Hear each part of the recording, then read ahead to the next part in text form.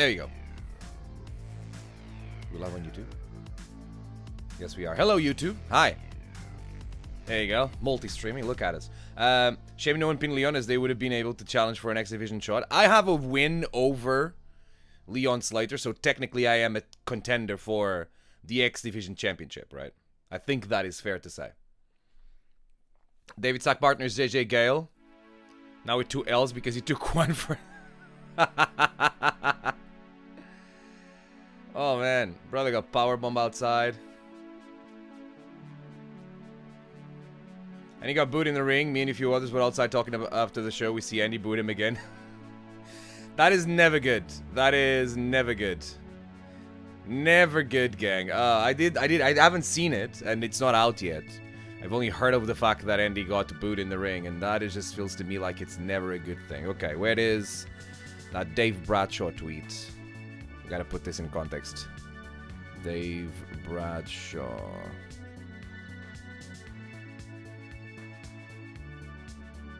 I don't follow Dave Bradshaw. Huh.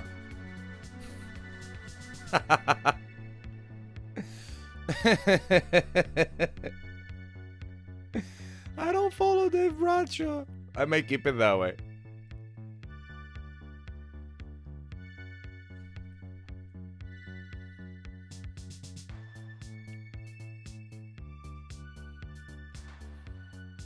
He asked why we boot him, so we boot him again. You don't follow a lot of people. I am... It's not that I'm stingy with following. I just forget to follow people. I feel like in the days of algorithms like the ones that we have today, it just... You get people's stuff showing up on your feed without having to follow it. Dave Bradshaw doesn't deserve a follow. I don't think so. I think it's... I think Dave Bradshaw is... relevant enough to have a follow. It's important to keep tabs on him, right? Get Leon to purpose to defend it. Best talk to the head of TNA. Yeah, it is that easy, and then we definitely have the budget for it. I follow Dave Bradshaw mostly to bully him. I don't need to follow him to bully him, to be fair. Finally going to learn the very strict and always applied rules of professional wrestling. Listen, I'm going to give you the basis for it, right? And then what people do with them, it's up to them. Leon Slade is an anagram of Elon R. Tesla. Do with this what you will. Okay, I will. Love seeing Bradshaw do this recap straight after the show and it isn't a later day or something.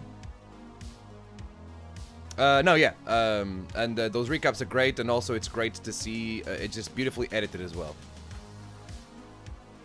We got this. Got one more thing to get on the stream here. TK Cooper on YouTube.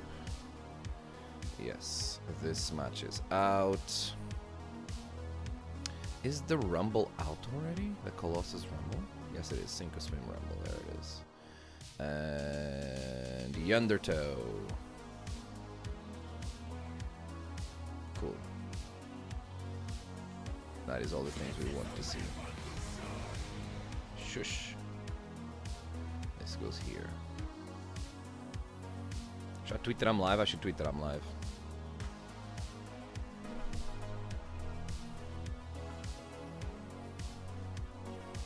Gideon continuously told people to tag Quilden on Twitter for various reasons and complaints. Gets DNA to pay. Yeah, that is exactly how it works, Liam. Yes. Gideon might be the only troll that is bigger than I am.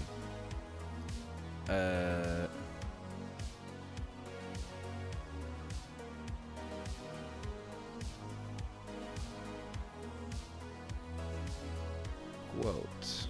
Live now. / I'm David Francisco. I'm gonna put the link. Should I put the link? I'll put the link. Check it out. Link below. Let's put the link below. Which TV. I'm. There you go. That works. Gonna put the part of the other tour where the mirror just sings at the camera. I will. I've known Bradshaw since 2010. I feel like I've heard of Bradshaw for the majority of my wrestling tenure, right? But I've only met him after the pandemic.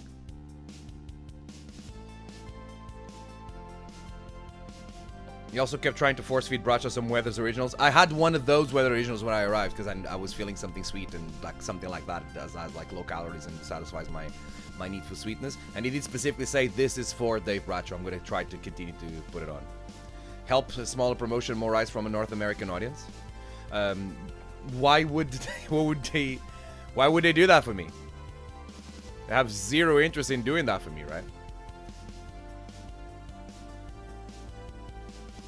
Thanks everyone who comes to the Monday streams. I appreciate you being there on that side. As is planned for today, I have prepared a full presentation on the rules of professional wrestling. Dave Bracho decided to go on ChatGPT and ask, hey, AI, do you think that the rule of rope break was not fairly applied? And chaos ensued. Oh, hello. Rob, thank you so much for the follow. Rob Wade Vision, what's up? Welcome to the stream. Rob is part of the UKPW team, one of the commentators in UKPW. And now here on the Twitch family, thanks so much for the follow. Make sure you get... following is maybe the best way to... Obviously, like, it's a nice vanity number to have for me, right? But also, it's a good way for people to get a notification when I go live. You can expect me to go live almost every Monday. Then we might is when I don't go live. I did start a bit later than I would want to today because I wanted to finish the presentation. We're gonna go straight into it. I just want to cover something first, right? Because big piece of news happened yesterday. There was a big thing happening yesterday, and sure, it was the last day, the last time that wrestling would happen at the 229. But on that show, there was a Revolution tag, which was the last match ever at the 229, which kind of became the mecca of professional wrestling during and after the pandemic. Remember in the beginning of the pandemic when there was a show that was a no-fan show that I think was organized by Will Ospreay? And I think it happened at the 229. I believe that was the case. And I think maybe they've been the beginning of the 229. Eve ran a lot of shows at the 229 as well before they moved to the... Is it Penny and Social? I feel like I've only read the venue. I never said the name of the venue now that I think about it. Everyone's going live today. TK just finished his. Now you're live. And Mirror's live later. TK just finished building a village. Was TK live when I went live? Why is he live on Mondays? Mondays is my day. He gets Tuesdays and Thursdays. Big Penny Social, thank you. Yeah, Mira goes live on Twitch later. At more like 9 o'clock in the evening or something like that. After lunch. He's just finished and then he went on. I should have seen he was live just to tell him like, hey, stay alive because you can then get your viewers to come to mine. But anyways, good behaved TK. Finishing his before he goes to mine. I was part of that match. I think that is fitting, having in mind the great impact that I had in RevPro in the past year. There will be a video. I got a vlog coming out of a little bit covering my not a vlog, but a YouTube video. They're not vlogs anymore, covering my stint at the 229. He was testing his new internet connection. Well, fingers crossed, hope it was good. And so, but that's a story for another time. I think the biggest news that came out of yesterday is the fact that myself and JJ Gale eliminated the tag team champions from this Revolution tag. Not only continuing the string of me being able to beat the Young Guns. I seemingly more and more I am able to prove that I have Young Guns numbers, but also kind of cementing the idea that we are a tag team that is indeed in contention for this Great British Tag League and for these tag team championships. I mean, even if you don't win the Great British Tag League, I think that yesterday may not immediately warrant a title shot, but we're at least in the conversation for it. And there are direct wins that we have over Luke Jacobs and Ethan Allen, right? There's a video. Let me see. So the stream is not out yet, unless it is and I haven't find it. But I just want to show you a very quick snippet of exactly what I'm talking about here.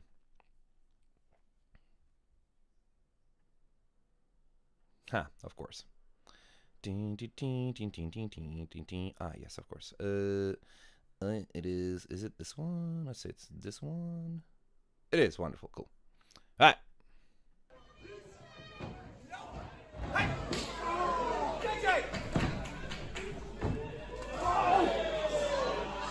Should have known that Luke had this counter ready. We've seen him do this plenty of times. We never thought it would come from there. Eliminations happen with pinfall submission or throwing a member of the team over the top rope. This is the moment that JJ eliminates Luke Jacobs.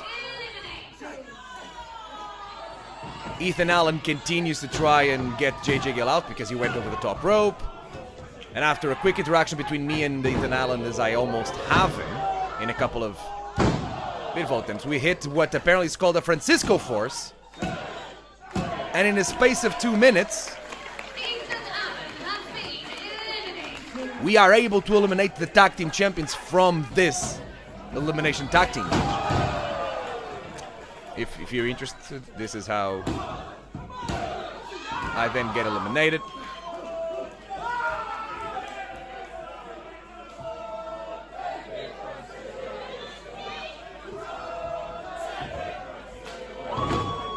The headbutt was crazy. I was out. I don't remember the pin at all. Flash knockout.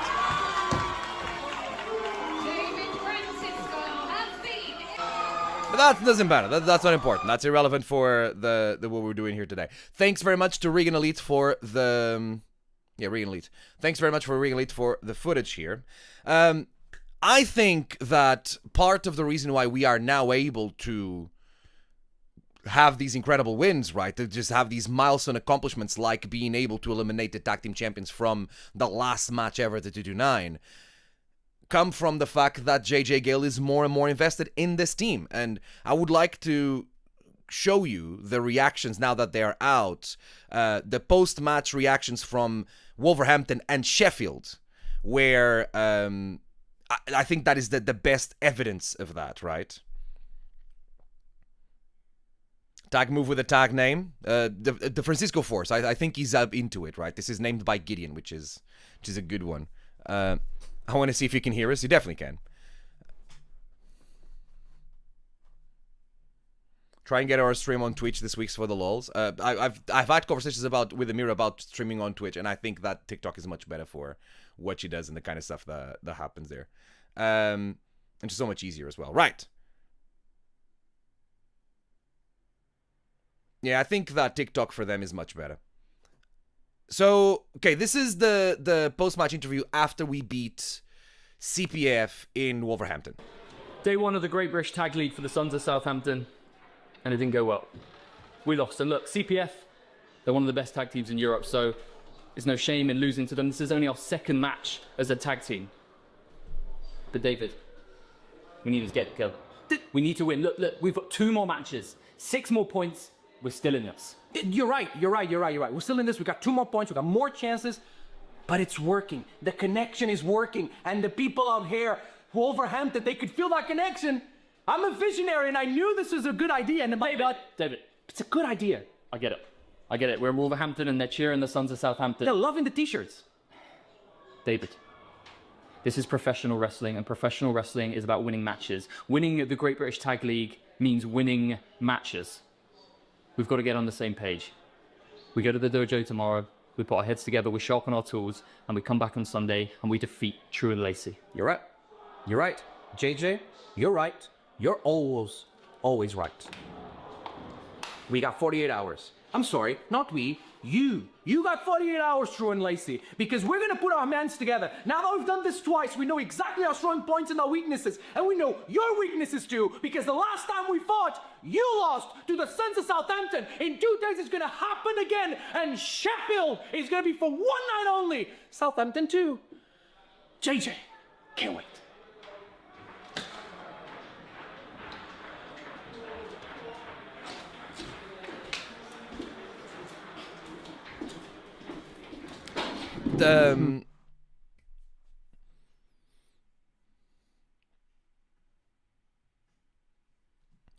he's still coming out of that match in Wolverhampton, still very focused, right? This focus on like, oh, we gotta win, and like so like not relaxed at all and everything, and just super tense and focused on the win and everything.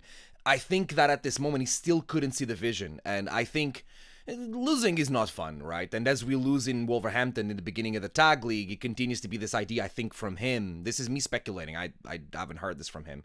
But you'll see the change in the attitude of what we're about to see. It continues to hit to him like a thing of like, okay, this is what I'm doing now, and I still get paid. I don't get paid as much even when I don't win, but I still get paid enough, and I'm being a professional wrestler, and like it's better to be in the game than not be in the game, right? But it's still a thing of like, I guess I'm teaming with David now, sure.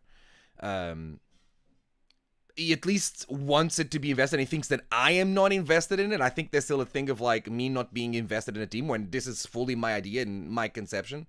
And I think that he wants to run away from the other things that aren't important, right? Like having chemistry and having fun and the t-shirts and the merch and people supporting us is also a big part of the things we're doing there. But no, he's focused on that win. And once we have the win, after what happened in Sheffield happens and we get the win over True and Lacey, and he can really feel and see the vision that I've had for this in between both of us, I think things clicked. And you'll see in this backstage reaction in Sheffield that his attitude was completely different. Where are we? Here we are. 3 points. That's what we came here to do today. We came here. So what? This. Okay. You didn't need to let me finish. Or I'm going to be real with you people watching at home. I'm going to be real with you now, David, okay? Look, for the longest time, this whole thing that we're doing here, this whole thing you've tried to make happen, I've been sitting on the fence, right? I hear the boys chatting, I hear what they say, JJ, you've got a bright future, you don't need David, you can't trust David. Stay clear of him, right? I'm not stupid, I hear that. I know what people think, I know what the fans think about this. I don't want to be a comedy act, I don't want people to laugh at me, I want to be the British heavyweight champion, and for the longest time, I'm sorry, but I've sat on the fence. That comedy act comment really hurt me. And afterwards, he did say like, hey, the comedy act thing, I wasn't calling you a comedy act, I was saying that people are saying you're a comedy act, and I obviously can understand that this is what he mean here, and I didn't mean no disrespect. And I'm like, comedy act, bro. I'm in contention and for the top spots of British wrestling and in RevPro. We just eliminated the tag team champions. This isn't a comedy act. I just happen to not present myself as this really tough and serious professional wrestler, right? Popular meme wrestler, of course, yeah. TK Cooper continues to try his best to minimize the success that I have, because the way that he's able to grow is by tearing all the buildings down, not by building the biggest building in town. With this, I haven't fully committed, but tonight, David, tonight, in Sheffield, the other end of the country from where this whole thing started, for the first time, I felt it. I believed it. The energy we had out there, the synchronicity that we had in that ring. If we bring that to our next and final Block B match, then I believe that we can do it. David, we can win the next match. And if the bracket's in our favor, you may well be looking at the winners of the Great British Tag League. I know I got a reputation, JJ. I know the boys and the girls in the back say a lot of things, but that doesn't matter. I don't care what they think. I care what you think, and I appreciate that. That means a lot to me. Also, if today proved anything, is that this isn't just a phenomenon in Southampton. This is a phenomenon everywhere that RevPro goes, and Sheffield felt it. The Sons of Southampton may be the Sons of everywhere. We got one more match in the B-League. I know we're depending on the results of everything else, but still, regardless, that match is going to happen. That's where we have our eyes next. Connor Mills is my nemesis in professional wrestling. There's no one that knows Mills better than I do. And let me tell you, if there's one thing Mills doesn't have that I have, is the smartness to beat him. And with JJ by my side, he's gonna be down. And Jay Joshua can be very tough, but if I showed anything, if JJ showed anything today, is that it doesn't matter what we get. We are tougher, and we've been able to take it down. What's gonna happen when someone that actually has 2 cells for a brain beats the person like you, Joshua, J. Joshua, fucking Joshua James, that only has 1? It's coming. Sons of Southampton are here, and they're here to stay. I'm Devin Francisco, he's JJ Gale, and we make things happen. Long live the Sons of Southampton! You said it? Oh, You cool. fucking said it. Let's Fucking go. I believe. Let's go. Please don't. Please don't. Fuck. True and Lacey, man. Some kind of Then he just chopped me. I don't know why that is. But you see, like, he admitted it, that he saw it. He saw the vision. He could feel it. And that's key. That's key to the Sons of Southampton, right? It's been a long road. There's been a lot of people trying to cast doubt, but results speak for themselves. And I think JJ realizes those results, right? We didn't start on our best. We started great in our first time with teamed. It is normal that we're gonna have a rocky start because we're finding our dynamic, and I think Wolverhampton was our rocky start. But Sheffield win yesterday at the 2-9, big moment, big wins. I think even though at the end of the day our team didn't win, we still got a lot. We have a literal victory and moral victory over the tag team champions. We have a dynamic that is down now. And now we're looking ahead at our last match at the Great British Tag League. I'm certain that after Berlin, I will sit here and we'll talk about it. The fact that Mills and Joshua beat CPF is very good for us because now CPF are not depending just on themselves. If I am correct, I believe that we need True and Lacey to beat CPF. It's okay if Mills and Joshua beat True and Lacey. Although if True and Lacey beat them, that is better for us. And we'll do all that math next week here on the stream as we look back at the results of Berlin and we look ahead at Southampton and the end of the Great British Tag League. All that matters is that the Sons of Southampton are stronger than ever. And thanks to everyone who has showed the support and helped me show JJ Gale exactly the vision that I have for this team. And thanks to JJ Gale for being such a great sport and a great tag team partner and giving me a chance when a lot of people won't do it just because I can't help my natural charisma and comedic timing. Just because I do things a little bit different, you know, as Chips and Dropkicks say.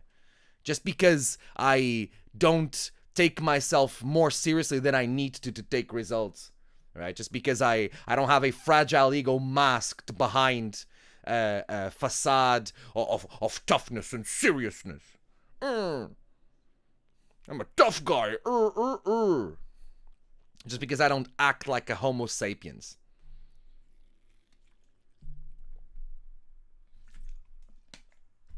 This week, wrestling rules. Next week, maths. Welcome to the Francisco University. If nothing else, you will learn on this stream. You will learn, and you will like it.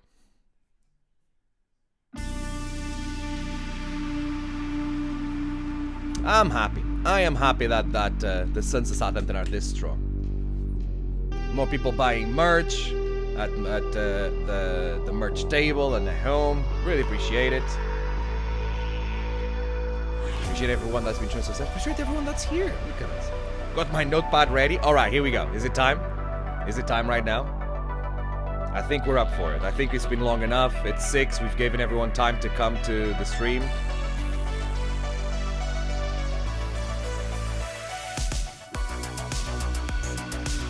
I'm gonna tell Instagram that we're doing this, right?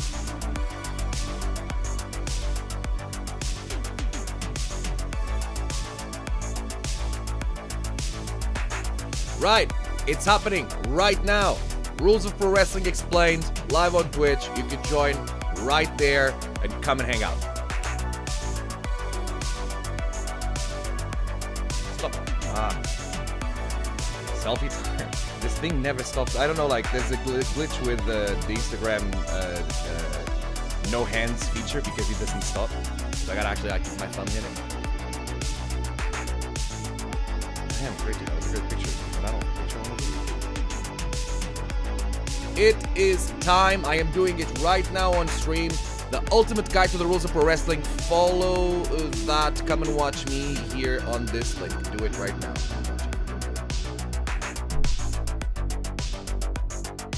Let me quickly tell Instagram that we're doing this, and then we'll start. I gotta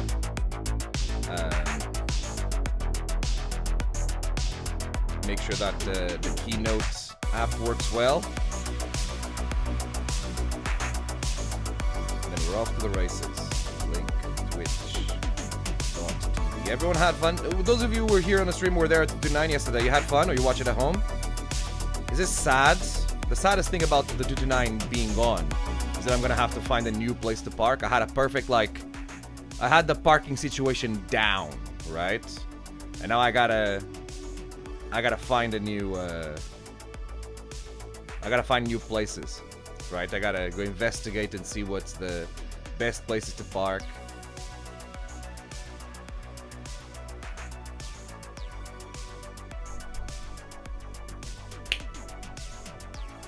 All right.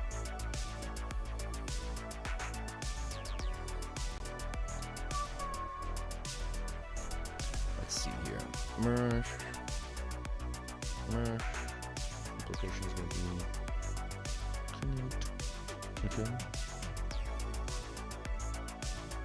It's this. You change. You do. Okay.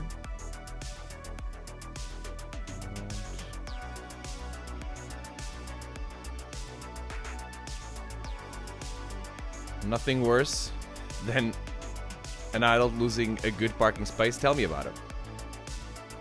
Ah, wonderful. Okay, cool. All right.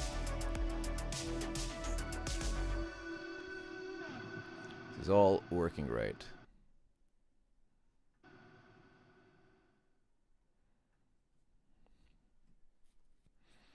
Billy, what's up? Welcome to the stream. I'm doing good.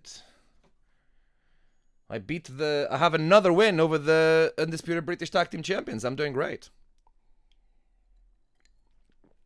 All right, gang. It's time.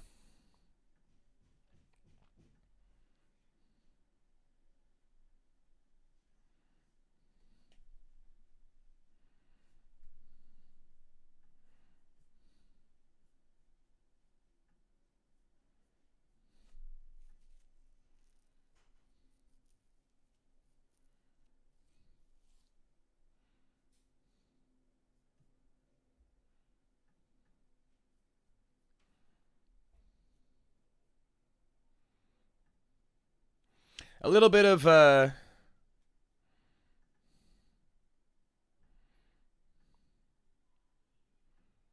what's happening here? What are you doing? Oh, is it because oh it is. Oh, I see. Okay.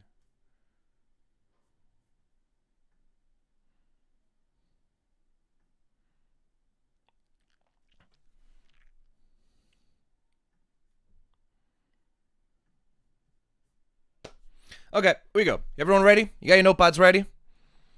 Has it got transitions? Oh, not like very fancy, but it does have transitions here.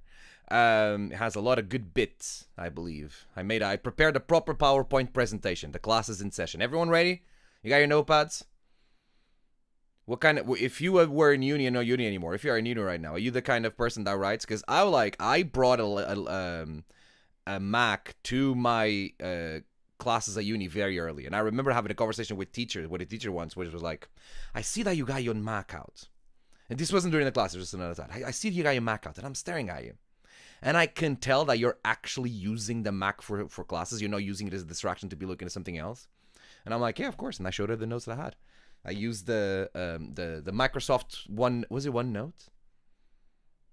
Was that the name of the application? It was pretty good. Maybe should I bring it back? No, Microsoft has gotten worse when it comes to letting people use stuff on Mac. Because maybe that's the best note-taking stuff. It doesn't work as well on Mac as it does on Windows, but I had it on a Mac and it was fine. Huh, maybe. Renegade, what's up? Welcome to the chat. Ready? Okay, here we go. OneNote is an excellent piece of kit. Yeah, but I don't know if it's going to be good on Mac, you know. I should try it because maybe they've updated and did it good. And I don't know if since then Windows has made it harder to use window applications on Mac. Definitely like Word and stuff. I don't use it much because I'm very happy with the Apple options like text software and especially the spreadsheet software. I use Numbers and I like it much better. But I should give OneNote a go because I got my stuff in Notion, and Notion is very good for databases, and I use databases for like social media content planning and stuff like that. But there's other stuff that I feel like Notion is too powerful, and then Notes on Apple is not powerful enough. And maybe OneNote may be a good option at a mid level there. When I was in university, barely anyone brought computers to class because they were a lot to lug around with all the books. Yeah, like when I was in university, everything was sent to emails. Like emails was all the thing. When teachers wanted us to like, if you want us to send in anything, any text or whatever, it was always emails and everything. So we did that, right? So I may look into it. Anyways. There's been a lot of controversy recently about the rules of professional wrestling. I would definitely say that this controversial started in the beginning of 2025 when this picture here that you see as the cover of this presentation shows that I won the Undisputed British Heavyweight Championship only to have it taken away from me. That is not where my attention to rules started, where my interest for the rules of professional wrestling has started. Obviously, I'm a professional wrestler. Professional wrestling has been a part of my life for over half my life, and the rules of it are very important and something that I pay a lot of attention to. Lately, especially after the Revolution Rumble, and TK's blatantly, and the situation where TK was blatantly robbed by the referee, and we covered this here on the stream. The importance of discussing rules was even more important, and it's been in the back of my mind as we continue to think about it, right? And then something happened. Something specific happened, and it was a tweet that was made last week. A tweet made by Dave Bradshaw, the lead commentator of Revolution Pro Wrestling, and someone that, while it's supposed to be impartial, he's very opinionated. And here's the tweet. He shared the reactions to backstage from RevPro Summer Sizzler. We just watched my reactions with JJ Gale, and how JJ Gale has shown that he is fully invested in the Sons of Southampton, which is very positive. But then he posted this. Actually, this isn't all the reactions. This one was Insta exclusive. I feel like I didn't press this. It's time for me to press this and check what this is.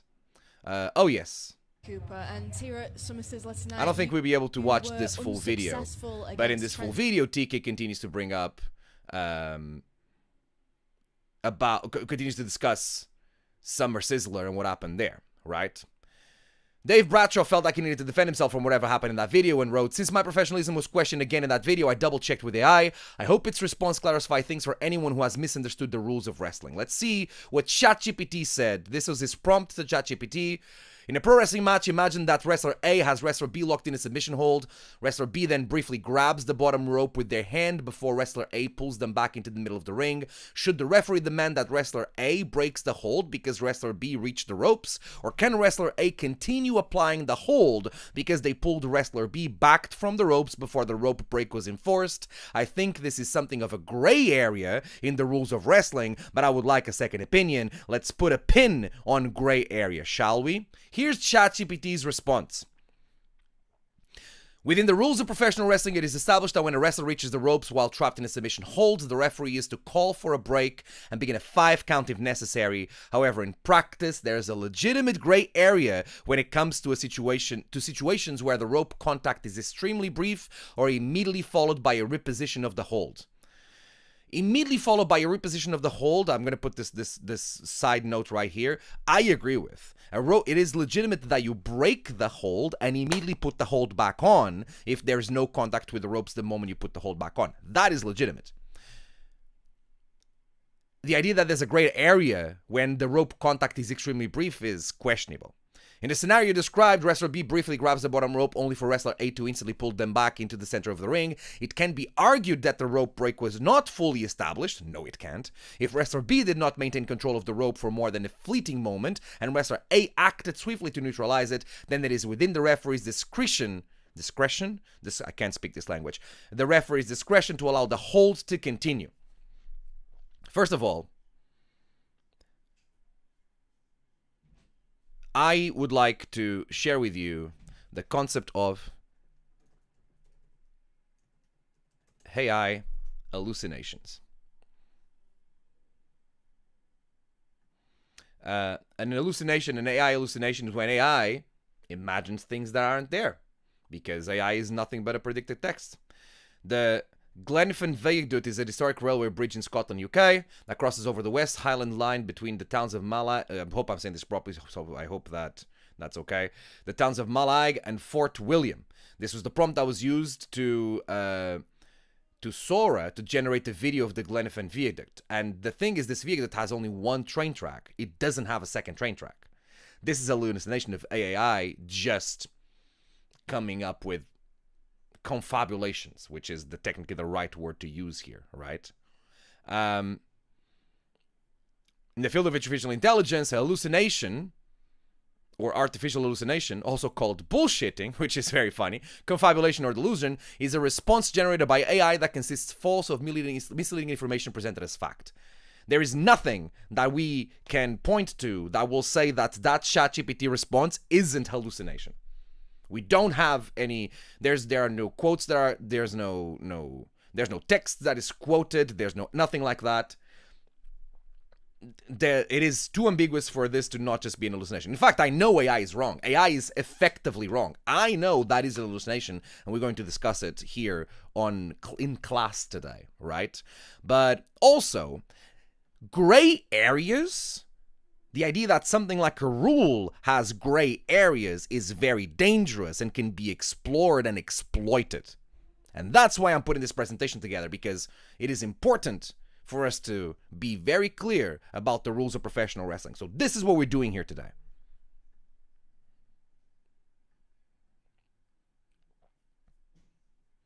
This is the ultimate guide to the rules of professional wrestling.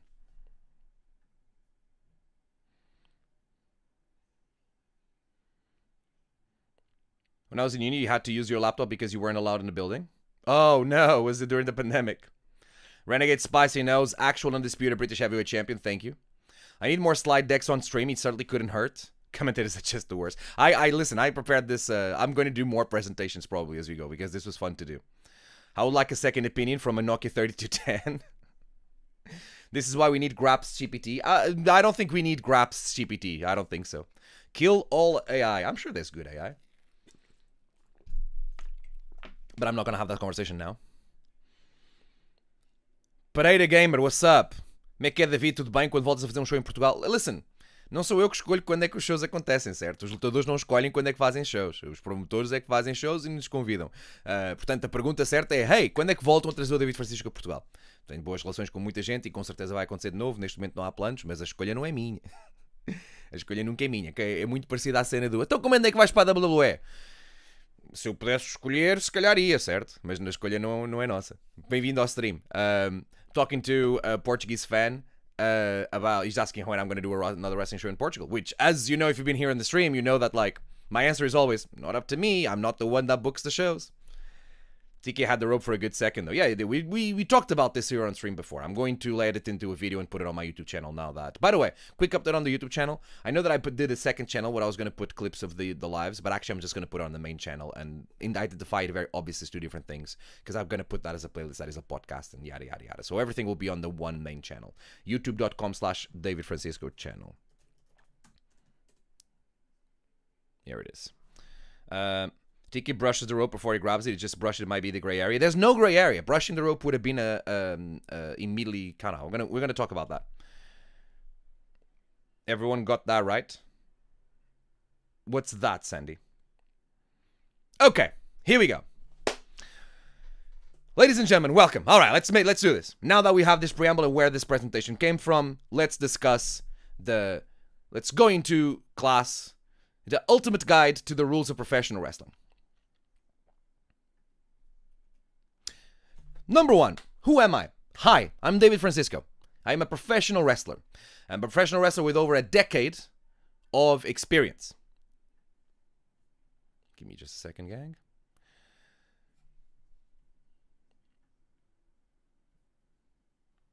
Oh, everyone got that, right? Okay, got it. Yeah. Slightly off topic, but the kerning on the David Francisco font is lovely. Thank you. Yeah. It's my go-to font, lemon milk. Half made by me, half made by Keynote by Apple. So I didn't fully design this. I am David Francisco. I am a professional wrestler, over a decade of experience. Professional wrestling has been a part of my life for over half my life.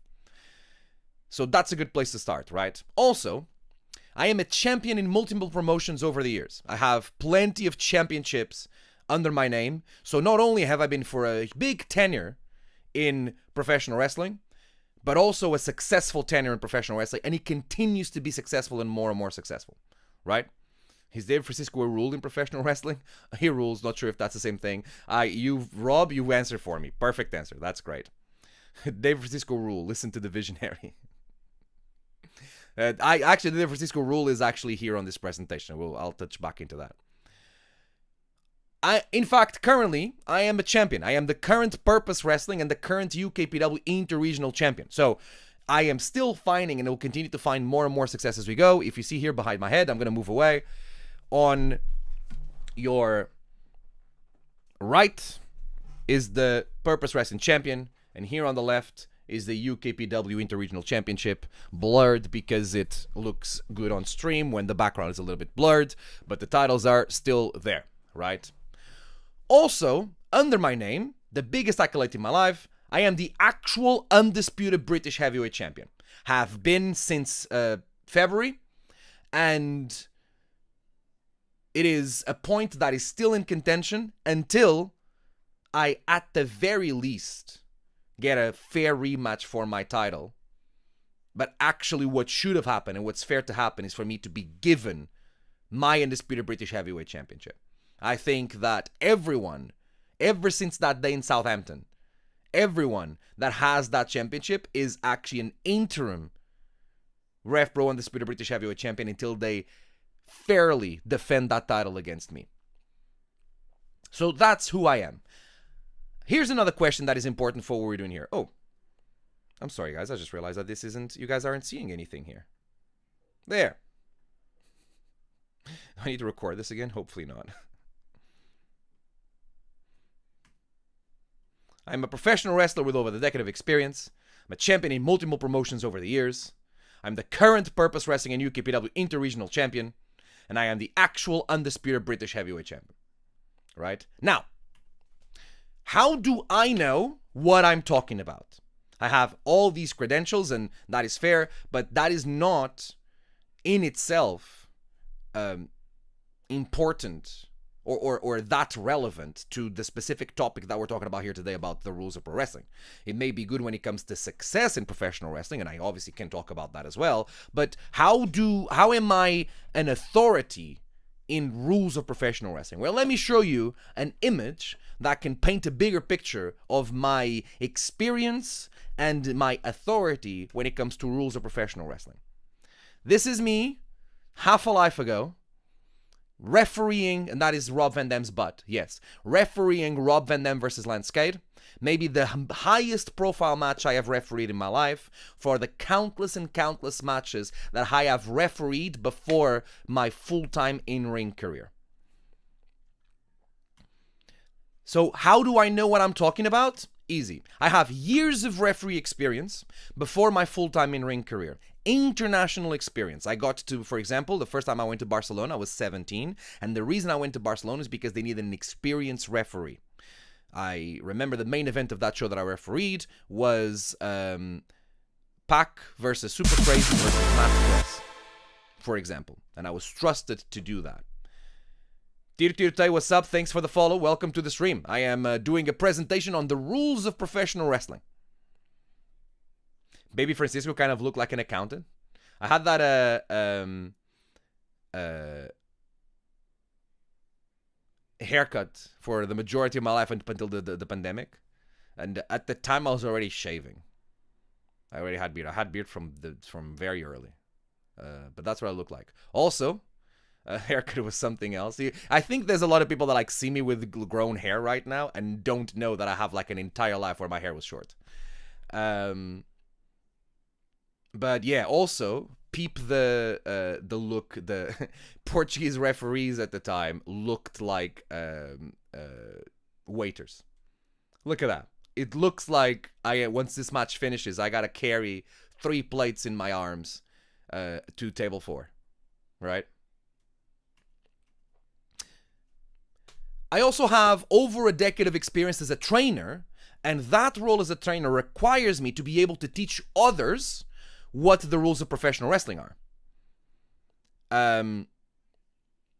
It is important that in my role in inviting and welcoming people into the world of pro wrestling and making sure that they know how to properly navigate it, I am teaching them well, which means that I need to know with intricacy a lot of spots and things about professional wrestling that aren't just the in-ring competition and being a competitor in ring.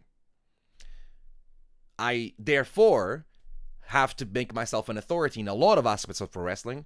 The rules of pro wrestling are one of them, and this is another factor that contributes to me being an authority in what we're talking about here.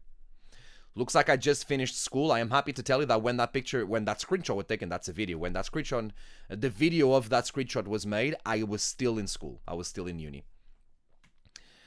I am also one of the smartest people in wrestling, paying attention to the deepest of minutiae. I am my wrestling IQ, and probably my IQ in general is relatively high. I have shown throughout the years of pro wrestling, and I think I've got a lot of people that have met me in 2025 that have seen that side of me, that I am very intelligent in general, and also when it comes to professional wrestling. A lot of people that I respect come to me for advice and knowledge, have thanked me for the discussions that we were able to have being beneficial to them. And the crowds regularly chant, David is a genius, at things that I do in the ring. So this isn't me just saying it out there. This is a general overriding position, this is a general agreed position by all stakeholders in professional wrestling, that one of my biggest positive points is my smarts. Broski Ben, what's up? Welcome to the stream. Also, and I think this is important, there's something else that gives me authority, which is the fact that this to me is, I am very unemotional can confirm as one of the people who worship him after getting advice. There you go, Moose. Moose knows. Moose knows that I am very brilliant, and he has, as well as Ben, can vouch for me as a trainer and my knowledge of the rules of professional wrestling. Random Hero, what's up? Welcome to the stream. Knowing the rules means you know how to bend them well. Funny you say that with this timing, right? I am not emotional at all when it comes to the rules of professional wrestling. It benefits me to know what the rules of professional wrestling are, because I have no dog in the fight. A well-defined set of rules gives me more ownership of my job as a professional wrestler. It's going to be one of the themes, one of the crossing themes of the presentation that we have here, but the clearer the rules are, the more the power is in the hands of the professional wrestler that follows those rules. Because by us knowing the rules means that we know what we're getting into when we start the contest, when we start the match. We know what the goalposts are. We know what we are allowed and not allowed to do. That is predetermined and decided before the bell rings, as opposed to being in the hands and the immediate decisions of a referee or any other entity. And the fact that that is the case, the stronger and the more well-defined a rule set is, the more power I have as a professional wrestler when I am in the act of the professional wrestling match. Think of it as a football player, for example, or maybe think of it as like if you're a gamer. If you go into a game and there are aspects of the game that can be decided on the whim of a human, for example, and most commonly the referee, but not always, then you feel like you don't have full power and ownership of the thing you're doing. You have to also make sure and satisfy and make sure that a certain other person is on your team or agrees with you in specific situations. You're not just playing the game, but you also have to have discussions about the game, right? So I don't have a dog in the fight. It is important to me that the rules are well defined, regardless of what those rules are. The more well defined they are when the bell rings, but a priori, before the match itself, the more power I and all my fellow professional wrestlers have in the match itself. And last but not least, and maybe you can name this the Dave Francisco rule. I ruined it. Let me do it again. And last but not least, and maybe we can call this the Dave Francisco rule, this fact.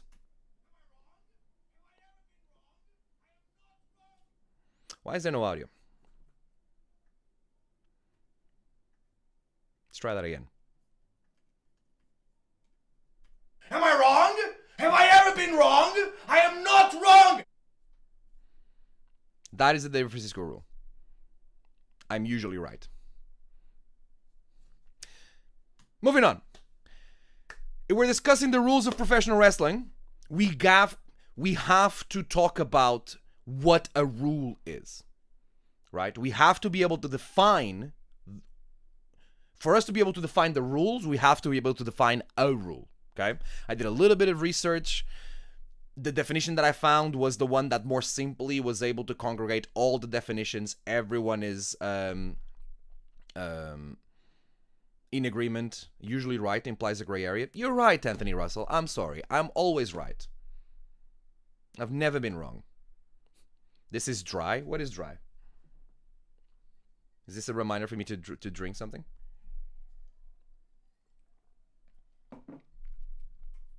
As I was saying, I found a definition that is the simplest definition for me to put here on this presentation.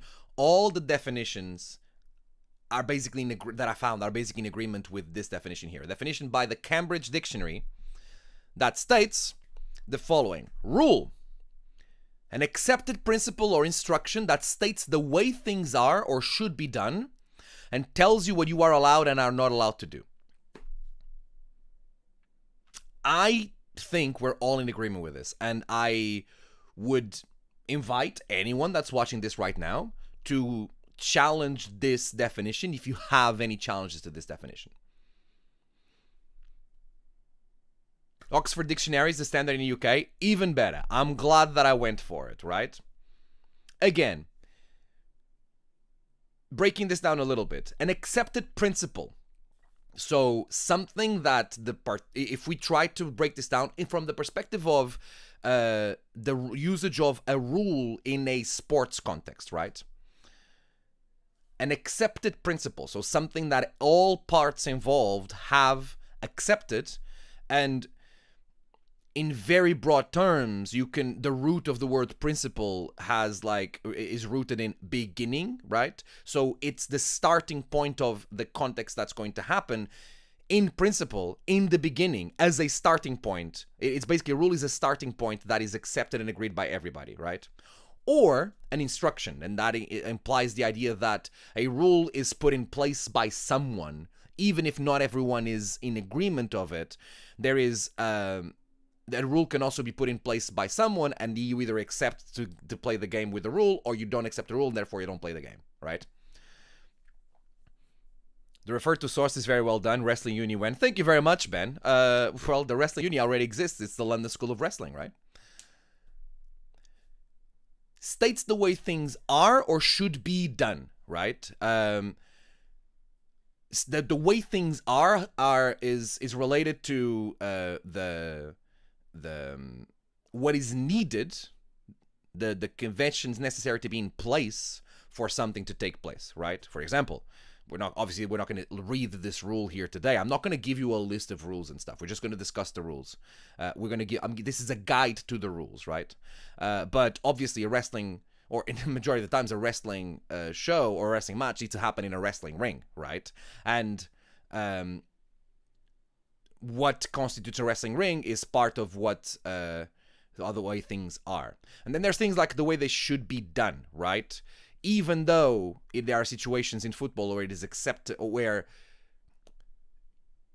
it is not like if you tackle someone in a dirty way in football, that immediately the game ends, right? But there are consequences to certain actions in football or in any game. That's where fouls are from, right? And that the same thing implies in professional wrestling. That's what the should be done part can be applied to, right? And then, similarly, continuing the idea of the foul, tells you what you are and are not allowed to do, right? It's a guide to not just what you are doing, but also how you can and how you cannot do the thing you're doing. The chat hasn't contested anything that is here. I think that we are all collectively in agreement that this is a rule, that this definition is a good definition for a rule, right? A couple of principles that I think we can also agree on and that I think we need to address before we move on into this presentation, right? First principle. Rules... Why do I have to reset the thing again? Wow, sometimes the presentation goes down. There you go. First principle. Rules should be objective and should not be open to interpretation. This is just another retell of that beginning part of the rule, the idea that is an accepted principle. Everyone is already in agreement of a rule and what that rule means before the contest starts. The more objective a rule is, the less open to interpretation a rule is, the better the rule is. Fair, right? It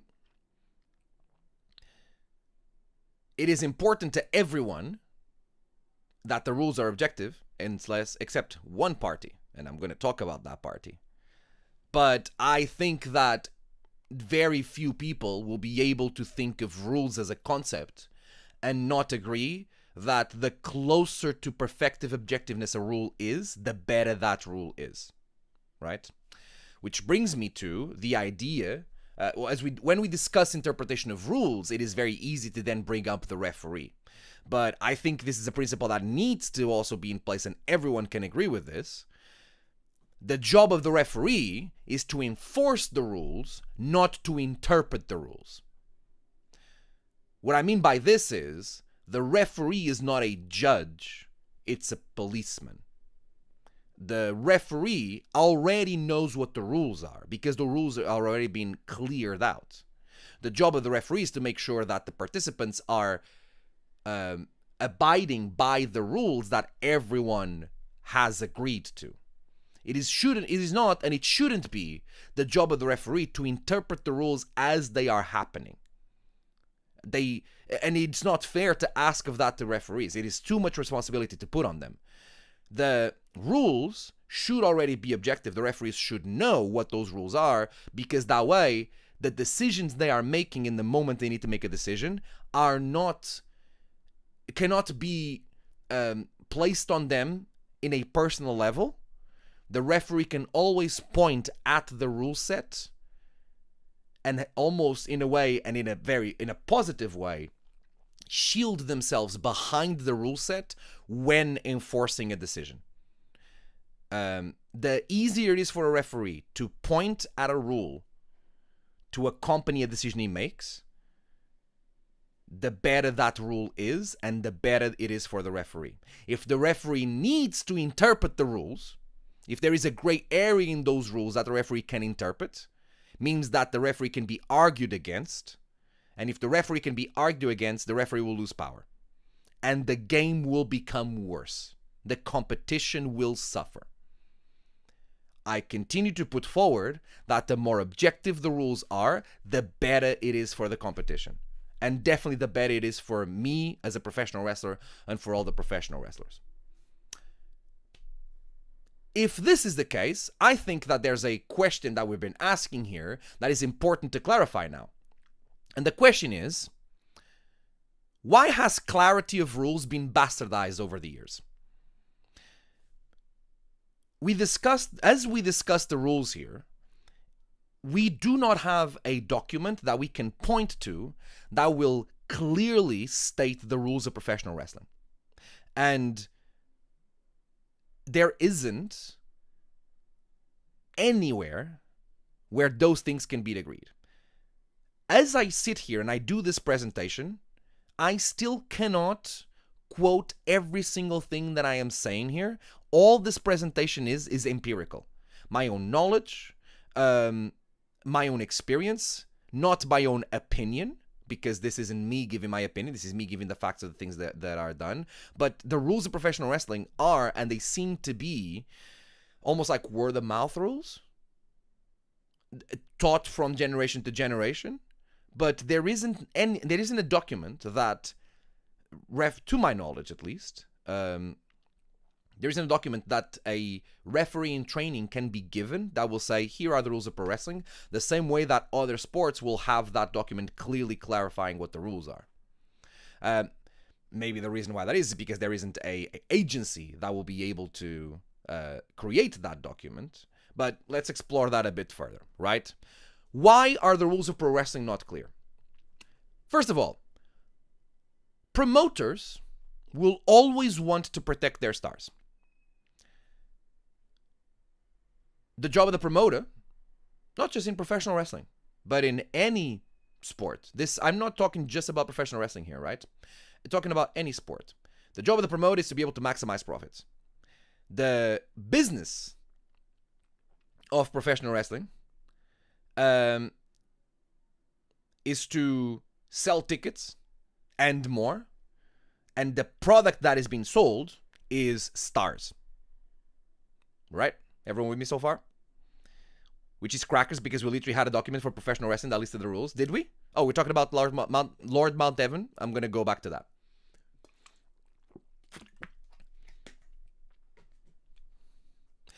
The lack of clarity on rules allows promoters to twist the rules in order to maximize profits. There are known practices by promoters across a multitude of sports that are in place purely to protect the stars, okay? Boxing, in very generalized terms, and I am not an authority on the boxing business, but I am aware that very rarely will you have star versus star matches in boxing, because once someone is a star, you want to make sure they continue to win their matches. Therefore, you're going to book them against other boxers that are not as good and will almost definitely lose to the star, right? I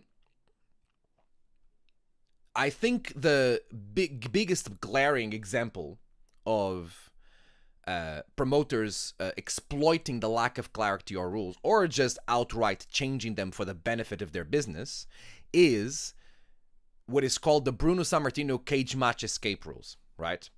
Up until cage matches became a big thing during the Bruno Sammartino reign at Madison Square Garden, and I am not a wrestling historian. I apologize if I have some of these facts not totally right.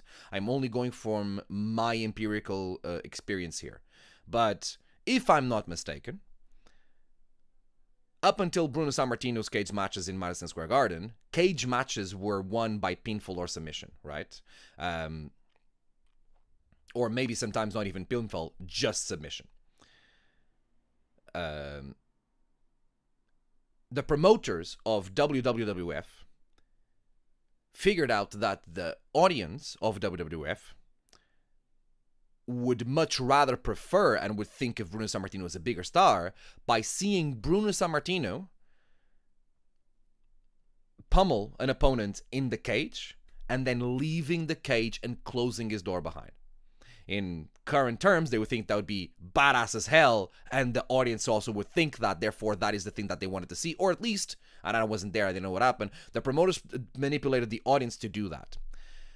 And then, the cage match escape rules stayed as a way to promoters to protect their assets, because if what you're looking for is an escape, if matches can end with an escape of the cage as opposed to pinfall or submission, then you can put big stars in these matches, and they don't have to suffer a pinfall or a submission, losing a little bit of that star power. If they lose, it is more likely they will lose the easiest way they get to lose or win a cage match, which is to leave the cage. Here's a blatant example of blurry rules or manipulation of the rules benefiting the promoters. And when the rules aren't clear, the promoters get to benefit from it, right? The lack of clarity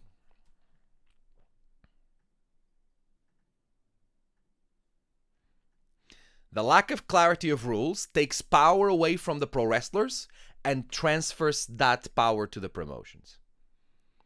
The more gray the rules are when it comes to their clarity, the less the pro wrestlers know exactly what they're getting into when they're getting into a match. And that power gets transferred to the people that are wanting to manipulate the situation and the potential outcomes of the context that are happening there. Right? Gray areas in rules allow promotions to manipulate results to their interests. That is basically the point that I am putting forward here. Let's talk about, before we go into the rules, let's talk about some notable documented rules that exist here. I'm going to talk about 2 examples here.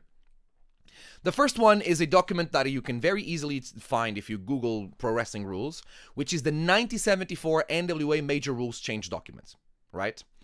People refer to that as a document that states the rules of pro wrestling from NWA, but that is not the right way to approach that document, because that document includes changes to the rules, but it's not the original rule set. Clearly, that document, the document is called Major Rule Changes. It's an addendum to a rule set that is not found, at least to my knowledge and my investigation, anywhere in professional wrestling. Also, this might be too interesting. Hi, David, it's Katie. Hello, Katie. How you doing? What do you mean by be too interesting? Also, there's the argument that 1974 was over 50 years ago, and some of those rules may not fully apply to things these days. And I'm going to talk about a few examples of that throughout the rest of the presentation, right? So I don't think that document is enough to base ourselves on the rules, okay?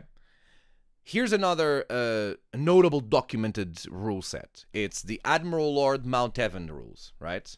Anthony Russell is mentioning it here. I'm going to read this message here. Mount Evan rules were made to help making wrestling more acceptable to the folk who run venues. Pre-World War II, you had essentially pro wrestling with no rules. It was also an attempt to stop wrestling being called fake.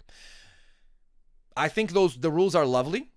I wrestled under Mount Evan rules plenty, and it's very fun. I enjoy watching those rules, but the world has changed. The same way that the Mount Evan rules came to create a change that was necessary, other changes were necessary. And this is now 2025, and the audience has changed as well, right? The rules change in sports to accompany a lot of things, like what does the audience want. Maybe this is a point that I have you further on the presentation. Do I? I don't. So I'll make this point here. Like, there's plenty of examples of, like, didn't the offside rule on football change relatively recently? The rules will change to search for fairness, or because the audience just demands it, right? Sometimes there will be an intent of making a sport or a contest more interesting, and the rules will be changed to do that. And those changes of rules are fair because they will always happen before the competition itself, so people know what they're going into. It may be frustrating to have things changed, but at the end of the day, when you start the game, you know exactly what they are. You're going to get something to reference to, right?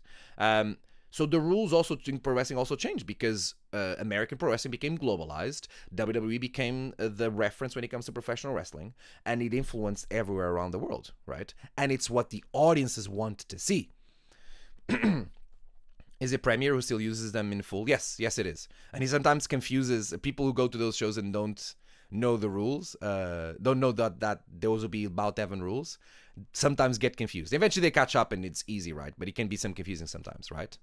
Like currently, the Lord Mount Evan rules is a rule set that has the equivalent value to a rule set of a stipulation match. any match that happens under Admiral Lord Maltevan rules is kind of a stipulation match because it's not what is seen as the base match, right? How does UK rules compare to other countries? Presumably Lord Maltevan's is UK only. The rules are the same everywhere across the world with a few exceptions when it comes to count out and other differences. But a match like the one that happened yesterday at RevPro has very few, if any, differences to a match that happens in Mexico or a match that happens in Japan or a match that happens in America. And the differences will be structurally, right? Japan has 20 counts mostly as opposed to 10 counts on the outside.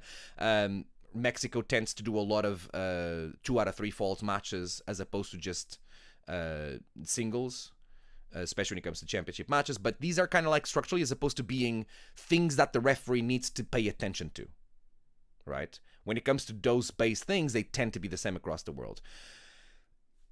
The Lord Mountevan rules did not influence. There is no direct connection between the Lord Mountevan rules matches and the rules that happen in a majority of wrestling in UK today. That's why it is easier to see it as a stipulation, right? In this presentation, we're going to focus on the currently enforced rules, what is generally accepted as a singles match. And we'll talk about the things that are the same, and we'll talk about a few of the differences that are there, right? Right, it was important to do all this preamble and discuss all these things so that we have the right mindset, and we can have all these concepts to reference to as we discuss the rules of professional wrestling, right? So let's go into the rules, let's discuss the rules themselves, and there's different perspectives that you can approach when discussing the rules. The way that to me it's the easiest, and the one that I'm going to use in this presentation, is we're going to discuss the rules from the perspective of them defining how you win and lose a match, right? And everything that is discussed when it comes to rule of pro wrestling can be discussed around how that basically brings the match to a decision, how it can get you to win or lose a professional wrestling match, right? So, here we go. Let's discuss the ways to win a professional wrestling match. There are 5 ways to win a professional wrestling match. This is the time the chat is going to get interactive, because this is how I'm going to ask you to tell me in the chat what are the 5 ways to win a professional wrestling match. Let's go.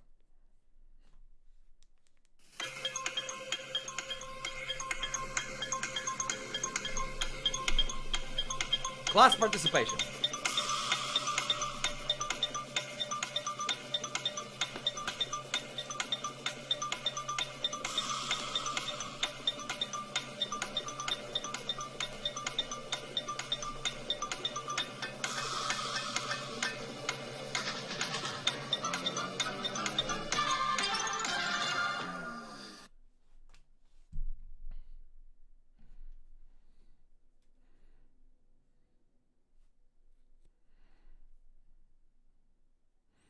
Let's see what we got here. Keep going, keep going. I'm going to go through all these answers here, right?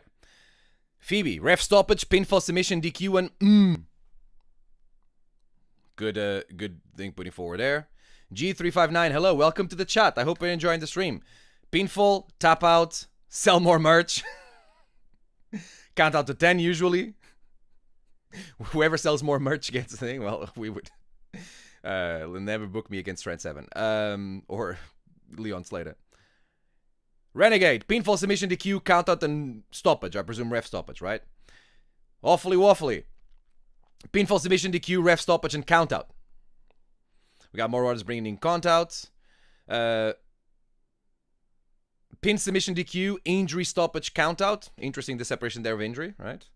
Pinfall, submission, DQ, knockout, and count out. You are missing one, Lunatic. Lunatic Louise. Thanks, G. Thanks for welcome. Thanks for checking out the stream. I love being a RevPro. Emma, what's up? Pin, submission, DQ, count out, ref stoppage. Some of you have been paying attention to the streams. I appreciate it, right? Yeah, like we got a few correct, like nailed correct answers on the stream, right? Pin, submission, DQ, knockout, count out, ref stoppage, right? Knockout counts as a ref stoppage. We're going to talk about that in a second. But yeah, the 5 ways to win a professional wrestling match.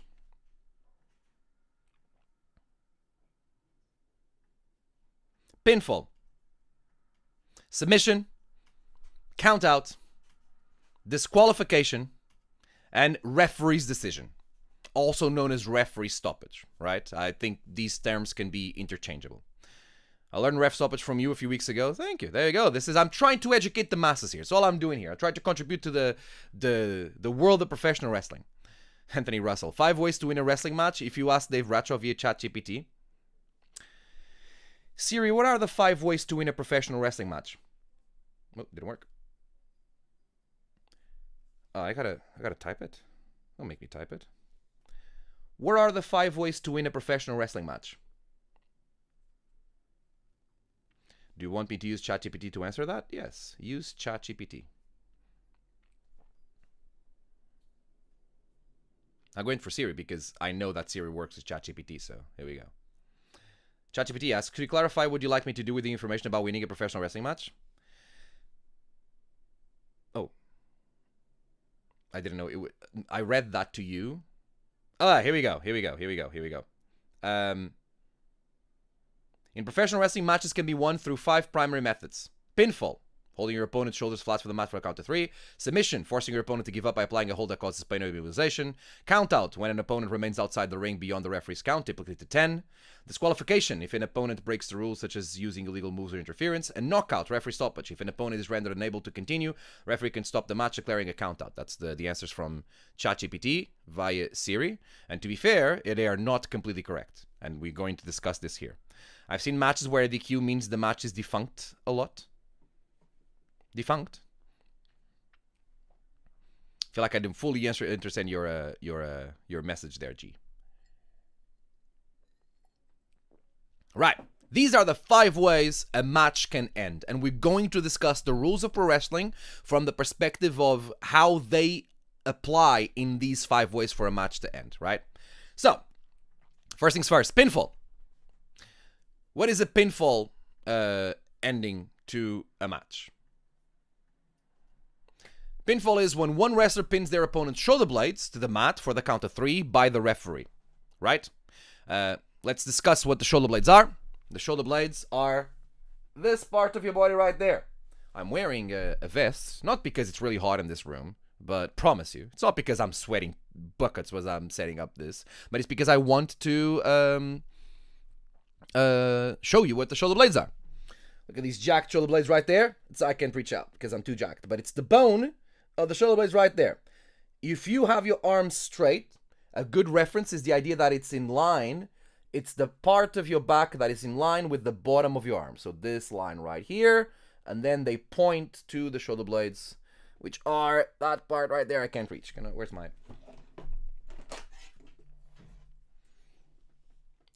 This area right here. That area right there where this end is. That's the shoulder blades, right? That little bone there. Okay? I mean, a player will be disqualified and it means the match doesn't have a winner. That's a no contest. Because disqualification does lead to a decision, right? Lishi, are we counting a draw in ref's decision? It depends what led to the draw. There are situations where both wrestlers are pinning each other. So, for example, if it's like normally it's 2 wrestlers involved, right? And both of them, for example, there's such a thing as a double inside cradle. I think the last famous example of that was a CM Punk Daniel Bryan match in WWE. Maybe there's more recently, but where they both caught themselves in an inside cradle and they both had the other wrestler's shoulder blades down. And so that was the decision was a tie via pinfall, but it still goes into pinfall things. If by any reason 2 wrestlers have the easiest example of this is it's not the ankle lock, but it's there's an ankle pick. There's a submission where you can have Are we all going to ignore David just had a tiny hand ready? I have the draw of all things ready here. I can't reach my back, so I use this to scratch my back when I need it, right? So there is a hold. Forgot the name of it now. But it's basically like an ankle pick where you can be on the floor, you have someone's leg, someone's ankle around your forearm, and you're putting it on at the same time that the other person can have your other leg and put the same submission on you. If you both tap at the same time, that is a draw via submission, right? Obviously, this is such a abstract and almost impossible scenario, but as we're discussing things at the abstract level, which is the level we need to discuss them, because these needs to be established before we go into the before we are able to use them, right? This is basically what it is, right? But surely that's a draw as opposed to winning a match. Yeah, but like a match can end via draw, but it's a pinfall, a draw pinfall. That makes sense. Kanji versus Rain versus Rio ended in a tie via pinfall, but that might be different since it's a triple threat. Let's go through this presentation first, and then I will introduce the rules lawyer, a segment on the streams here, where you will send me things for me to discuss the rules, and I will tell you what the rules are, what my assessment of the rules are. I haven't seen the footage of that, so I won't be able to comment, but I'm happy to, if you can find me the footage, I'm happy to, after the presentation, comment on that, right? Right, let's discuss a few things regarding the pinfall, okay? We have established what a pinfall is. Okay, let's talk about a few things that are important to discuss when it comes to the pinfall. First of all, as I continue to have to restart the capture, it's fine. The pinning wrestler must be in an active position, and this brings us to the Lapatilla fake paradox. Okay, what is the active position versus? Sorry, this shouldn't be active position. This should be. I gotta correct this. This is wrong. Sorry, gang. This is wrong. That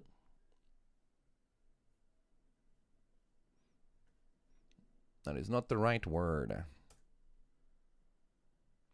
And what do I call it later? No, it's defensive.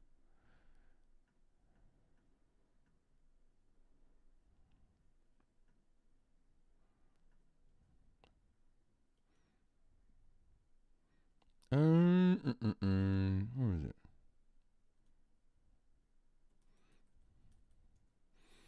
Oh, it's not active position. It's. I swear to God, I use this later. I want to use the term that I use later. Defensive or offensive? Oh, I know. Where is it? It's here. Attacking position. It's attacking.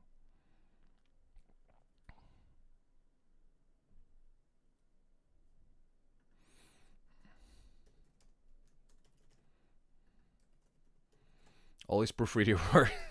Does this count as technical issues?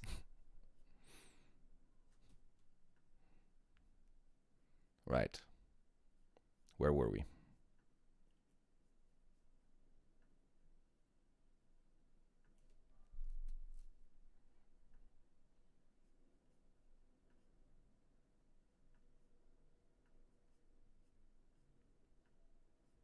We're back.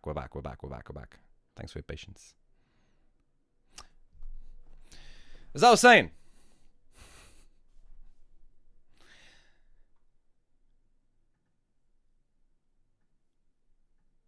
the pinning wrestler, the wrestler that has the pin on his opponent, must be in an attacking position. And this brings us to the Lapatilla fake paradox. So, what is the attacking position versus the defensive position? This isn't a position in terms of the form your body is on, right? It's not like position is in like statue position, but it comes from the it's basically when you're in a wrestling match, you're always doing one of two things. You are attacking or you're defending, right? I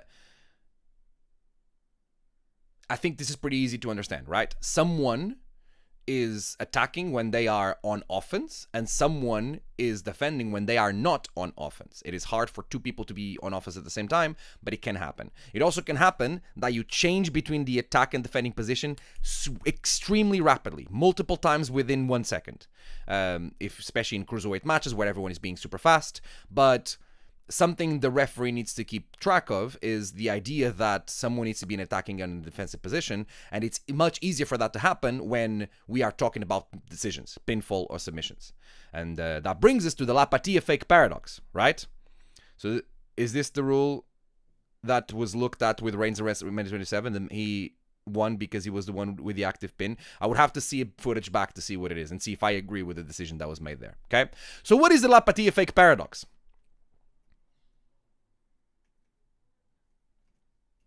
This is where it should be. Right. So, what is the La Patilla fake paradox? TK, hello. Welcome to the stream. So, what is the La Patilla fake paradox? This is La Patilla, known as the surfboard. It is the most well-known Mexican hold.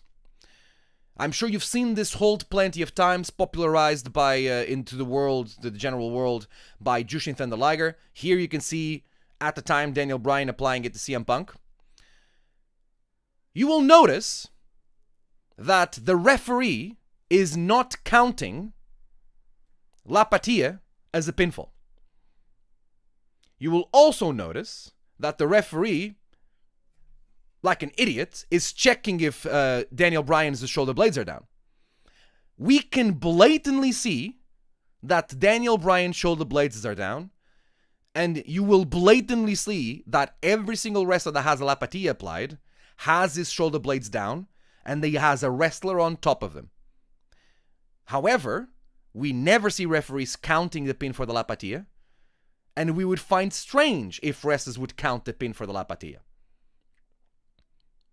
I'm not saying the hold properly. Tapatilla. La Tapatilla. Apologies, I wasn't saying the name of the hold properly. La Tapatilla. The reason why referees are not counting the pin during a La Tapatilla during a La Tapatilla is because CM Punk in this position is not in the attacking position. He is in the defending position. He is suffering a hold. Daniel Bryan is the one on the attack. And sometimes for you to be on the attack, you have to have your shoulder blades down. Right? Drain Days, welcome to the stream. No downward pressure from the one on top. Exactly. Absolutely. There is no effort by CM Punk to put the hold on, to make a pin down, right? Because CM Punk cannot do it because he's defending. He is not attacking, right? I think that the idea that force down needs to be applied can be dangerous because there are plenty of holds where you're trapping your opponent in a position where he has the shoulder blades down, but you're not putting pressure down, right? A mousetrap is a trap, not a pressure hold down. Inside cradle, the same thing. You're rolling your opponent into a specific position, but you're not then actively pushing it down. You're just holding him there with his shoulder blades down, right? And I know that if we go super interestingly, we can argue that the leg is putting pressure down, but there's no active pressure down. I think, in fact, I know that seeing it from the perspective of who's on the attack and who's on the defense is much better, right? What about the British, like, upside down deathlock thing? Natalia sometimes does it. I would have to see a footage of it. I don't know. I don't know what we're discussing. But it's a trap to push their shoulders down on the mat to hold their blades down for the count. Exactly. It's to hold their blades down for the count, not to push their blades down for the count. There are plenty of situations where we push the blades down for the count. Here's another example. You have seen referees rightfully count pins on figure 4 leg locks. How many times have you seen someone suffering a figure 4 leg lock and then the referee counts the pin? That is a very fair pinfall attempt, but there is really no pressure down on the shoulder blades for the shoulder blades to be counted. But it's still fair because the person that has the shoulder blades down is on the defensive position. They're the ones suffering the hold. Right? So there's pressure to put the blades there. Oh my god, this is so petty and I'm in heaven. It's important to be petty. It's important to be petty when it comes to rules, right? The confusion and the ambiguity when we're discussing pressure on the shoulder blades is the reason why I don't think that is a good argument to determine what makes a pinfall legal. And I think there is really no argument when we're discussing active and defensive position, not active and passive, attacking and defensive positions in professional wrestling, right? This isn't a paradox. The thing we're seeing right now on the screen is not a paradox. There's no paradox with the tapati, with the idea that the person putting the hold on now has their shoulder blades down, right? We can all agree that Daniel Bryan should not be counted. He should not be considered to be on the pin. So it's a fake paradox. And the fakeness of it has to do with the attacking and defending positions, right? That is much more objective. And here we're looking for objectiveness, not leaving things open to interpretation, right? I got the link. Let's have a look at this. I will show you this in a second, everyone.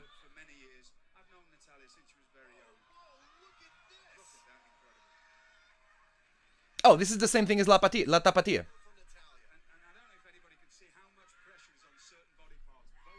This is exact same principle.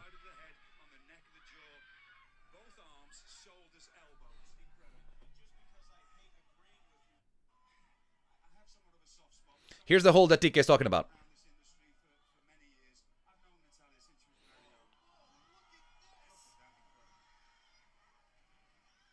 That's the submission hold. Natalya has her shoulder blades down, but she's in the attacking position. It would be insane for a referee to count Natalya's shoulders down. Counting the shoulders down will make Natalya have to break the hold. The referee is actively interfering with the move, and that is not fair. That's just the first version I could find. You know, people often go out of their way not to have their shoulders down to avoid being in the pin. That's silly. They can have their shoulders down. Sorry, I was reading Bear Hunt to my daughter. That's not important. More important than this. Being petty about rules is way more important. Long story short, during days, I was saying that it's the idea of pressure down is very ambiguous and is too ambiguous to be a good way to consider what makes a pinfall legal. An example I gave with that is that I think everyone can agree that it's fair for a referee to count the shoulder blades down of someone that is in the figure 4 leg lock, even though there's no active pressure down. You're just in a figure 4 leg lock. But the reason why that's fair is because they're in a defensive position as opposed to being in an attacking position. Lying down for a rest when you've got sore legs. Again, if you're the person with the figure 4 on, it is not fair that the referee counts you. But it's very fair if you're suffering the figure 4 that the referee counts your shoulder blades. Because you're in the defending position. And we've seen that happen before. And no one bats an eye. No one questions that. We can all in general agree that that is fair. Right? This Natalya thing you're showing also sometimes leads to a pinfall attempt. Like it turns around with the shoulder blades down. If Natalya keeps their shoulder blades down while the other person has the shoulder blades down, it is only fair that the person that in that case Emma is the one that is counted because Natalya put that person in that position, right?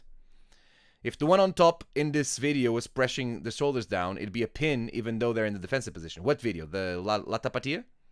I think if CM Punk releases...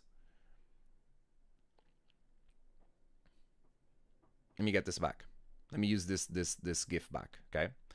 If in any moment CM Punk releases, CM Punk is able to release his hands and he's trying to gouge like Daniel Bryan's eyes or something to get out of it, at no point is he pushing down on Daniel Bryan, like pushing down on his chest with the idea that he's keeping that position there. If that's the case, then he becomes, the things change and becomes the attacking position, right? And that might have been fair for the referee to do because I think that is a very niche, like very tiny example of I have you in a sleeper hold, but then you do a back roll and you put my shoulder blades down, right? If I have you in a sleeper hold and we're on the floor with the legs around you, and I have you reach on top of me and my shoulder blades are down, but the reason why that is because I put you there, then my shoulder blades should not be counted. But if the reason why that is the case is because you actively manipulated my body for me to have my shoulder blades down, then that was a counter. You became an attacker, and my shoulder blades should be counted. These are the kind of things that referees, that the only way we can justify this is by getting the referee to decide it on the time. But by thinking about attacking and defensive positions, we are giving the power to the professional wrestlers to be able to do things, to be in control of what's happening, right? Do I see the referee check the shoulders? Yes, I do. He is an incompetent referee because he is checking the shoulders and the shoulder blades of Daniel Bryan are down. He just knows he should not be counting here. I think he does that. I don't know why he does that. It might just be out of instinct because he's a referee. But we can all agree that no one should count the Daniel Bryan shoulder blades, even though his shoulder blades are down. We can blatantly see those shoulder blades down. Right. Let's move on. We've clarified this, okay? So that's one of the principles on pinfalls that is important. Here's another principle of pinfalls that is also important. All wrestlers must be in the legal area for the pinfall to be legal. We now need to introduce another point that is very important, which is the legal area. Contextually, it's known as the inside of the ring. I think we should not use the term inside of the ring because it can be very ambiguous. Because what inside of the ring means when we're discussing the rules of pro wrestling is different to what it means when people are talking like, oh, can you put this inside the ring? Right? So I really do not want to, and I think we should all run away from using the term inside the ring when discussing the rules of pro wrestling. The idea of using areas is good because it is the term that is also used in other sports, right? There is a penalty area in football, for example. And we are discussing the binary here is the binary between being legal or illegal. So there is an area of the ring that is the legal area. What is the legal area? This is very easy to understand. It's the area of the ring inside and excluding the ropes. It is this simple. Inside the ropes, excluding the ropes. I'm going to make this even simpler. I've got graphics, right? The legal area. This is the ring. This is the legal area. The green area is the legal area, right? Inside the ring, legal. Outside the ring, illegal. Right? We can all agree with this. Here's the things we need to agree with. Here's the rules of professional wrestling and plenty of cases I can show you that things abide to and then become controversial when people don't abide by them, right? The apron of the ring is illegal. If a wrestler is standing on the apron of the ring, he can continue to be counted out. Referees tend to be lenient on that, and I think it's fair for them to be lenient on that. I was fair when I was lenient when I was a referee. I was also fair. I was lenient on this when I was a referee, right? But sometimes I've counted I continued to count I continued to count oh my god. I continued to count fucking hell. Sometimes I continued to count wrestlers out when they were on the apron because they were being too passive. And I wanted to force them into action and into the match, right? I have that power as a referee. I can use the countout for that. That's the point of the countout. So apron is not part of the legal area. The ropes are not part of the legal area. The legal area is the area of the ring. I gotta say this again because he didn't go through properly. God damn it. Why does this stop capturing sometimes? As I was saying, the ropes are not part of the legal area of the ring. Legal area of the ring is everything inside and excluding the ropes. I cannot make it more clear than this. The discussion around rope breaks happens with too much of an emphasis on the rope. Because and it happened in my match in Sheffield against True and Lacey. There is footage of this. Will Caven grabbing Mark True's foot and putting the foot under the rope. It doesn't touch the rope, but it's still considered what we colloquially call a rope break. The thing that happened is that the referee saw that there was a part of the body of one of the participants in that pinfall attempt that was outside the legal area. Therefore, the pinfall was not legal anymore, right? Both people involved in the pinfall attempt need to have all their body parts inside the legal area. This can be I remember being in PE and seeing in my PE book very clearly stated, like a graphic of like the goal line and the ball on different parts of that goal line and what was considered a goal and what wasn't considered a goal. Only once there was no part of the ball on top of the goal line was the ball finally a goal, right? This is the same thing. Every single part of the participants in the pinfall attempt needs to be in the legal area. The legal area is inside and excluding the ropes of the ring.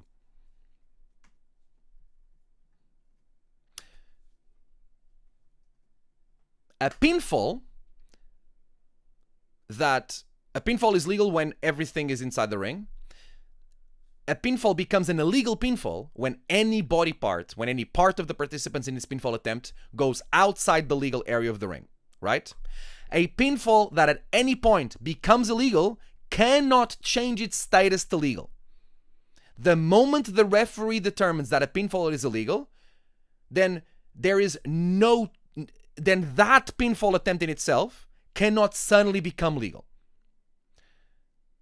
There has to be an active action by the wrestler in the attacking position to do something to make that pinfall legal again, and then that means that the count by the referee needs to be restarted, right? This sounds like it's a complicated concept, but it's very easy to explain. You're a wrestler, you're going for a pinfall attempt, the referee counts 1, and then he sees that there is a foot under the ropes, right? Your opponent has his foot under the ropes. That opponent is in a legal position, therefore that pin is not legal. The moment you grab that leg and manipulate the position of your opponents to have all their body parts inside the ropes, you have actively taken an action to change that pin, therefore it's a different pinfall attempt, therefore the referee needs to count from 1 the pinfall attempt. Pinfall attempts become different when there is a change to the positions of the participants in, right? Damn right, I know. As I said, rule of David Francisco, I'm always right. I'd fully argue you have to break the pinfall in this entirely, just like with any submission. I wouldn't disagree. I don't mind leniency by the referees in the pinfall situations. I would mind that leniency in submissions. I personally wouldn't mind that, don't mind leniency of referees when it comes to these pinfall attempts, but I do not mind at all the idea of like an enforced fully break of contact between the participants to then re-contact for a new pinfall attempt. I got nothing against it.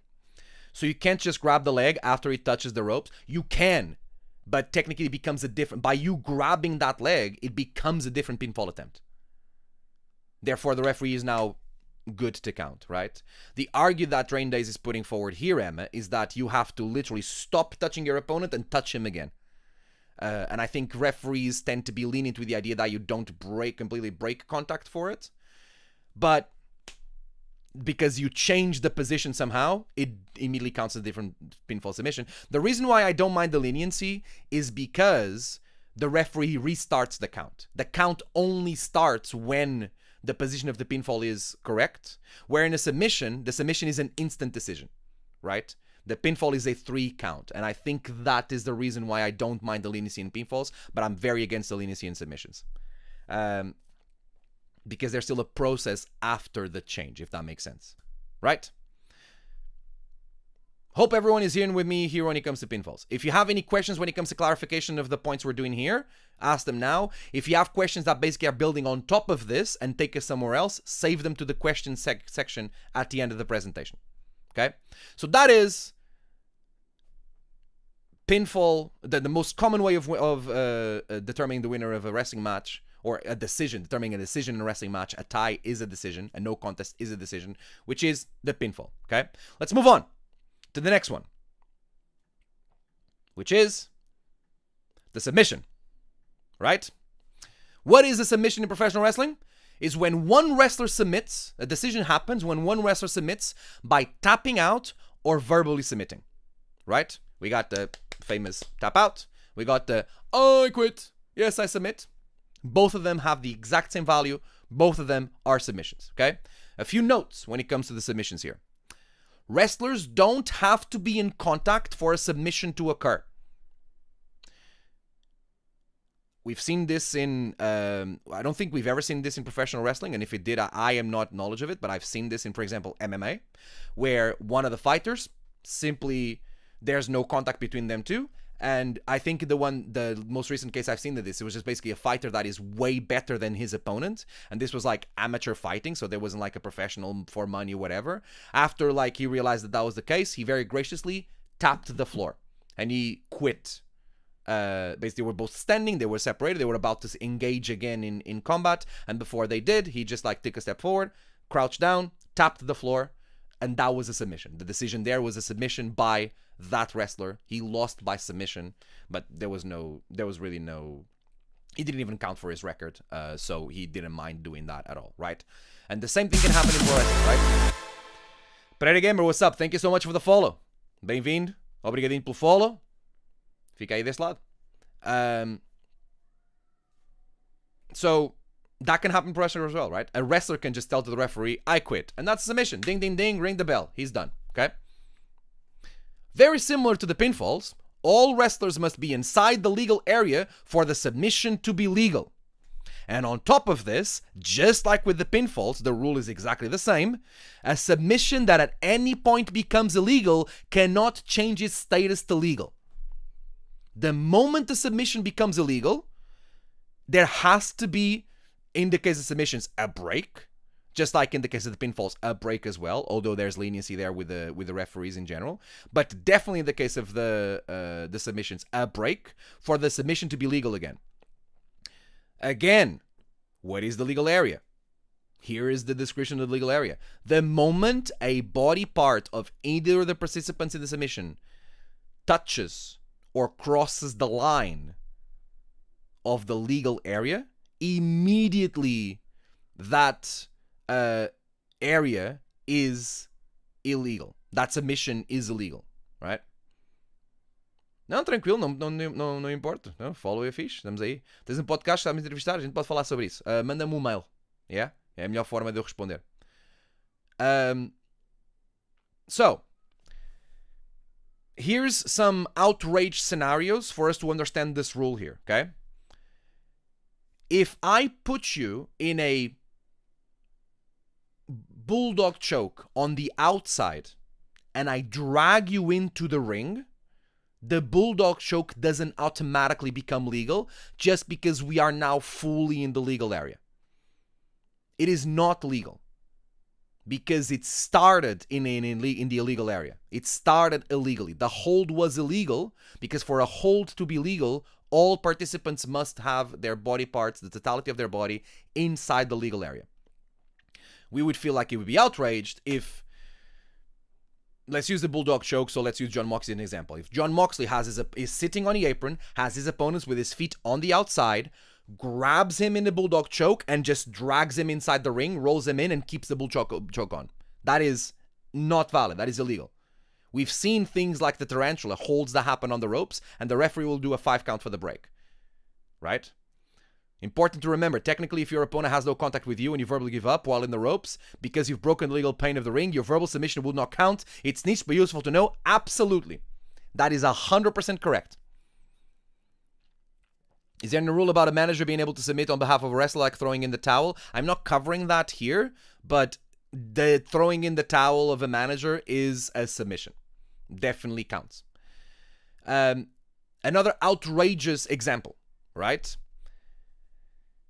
Someone puts let's use a bull choke. I'm trying to use submissions that are like easy to manipulate people around, right? You can kind of like plausibly imagine this happening. You have a sleeper hold on in the middle of the ring. You roll under the ropes. The sleeper hold goes on the outside, and without breaking the sleeper hold, you drag your opponent back into the ring, into the legal area again. Unacceptable. Everyone can agree that this would not be a legal hold anymore.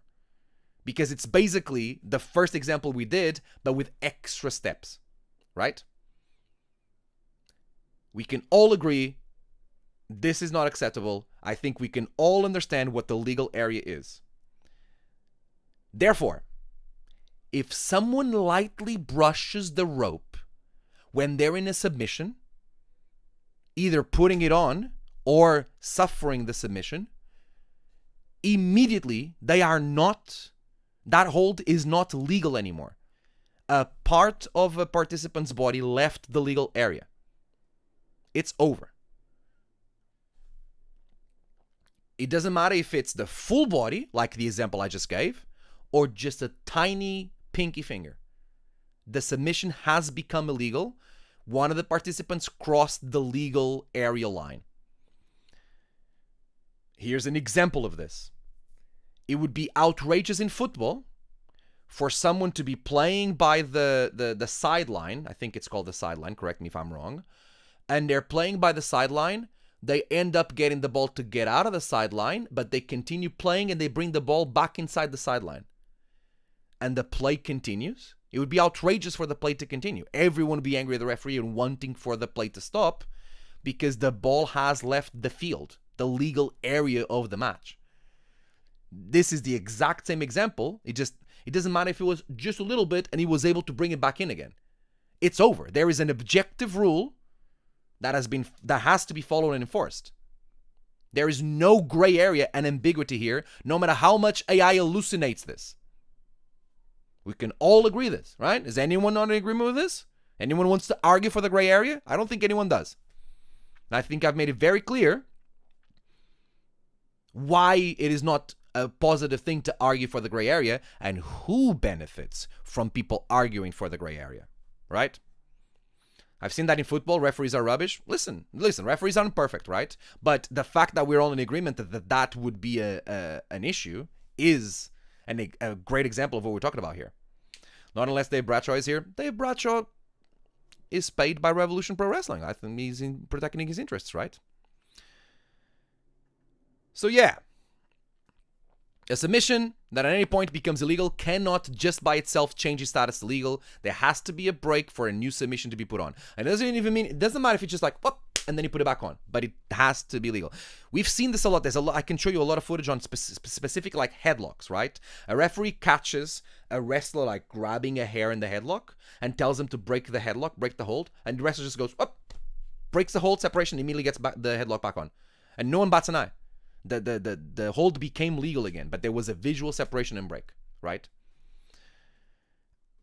That's the submission, right? Let's move on to the next way that a match can end, which is a countout. Do a little quick break for hydration. I've been talking for 2 hours.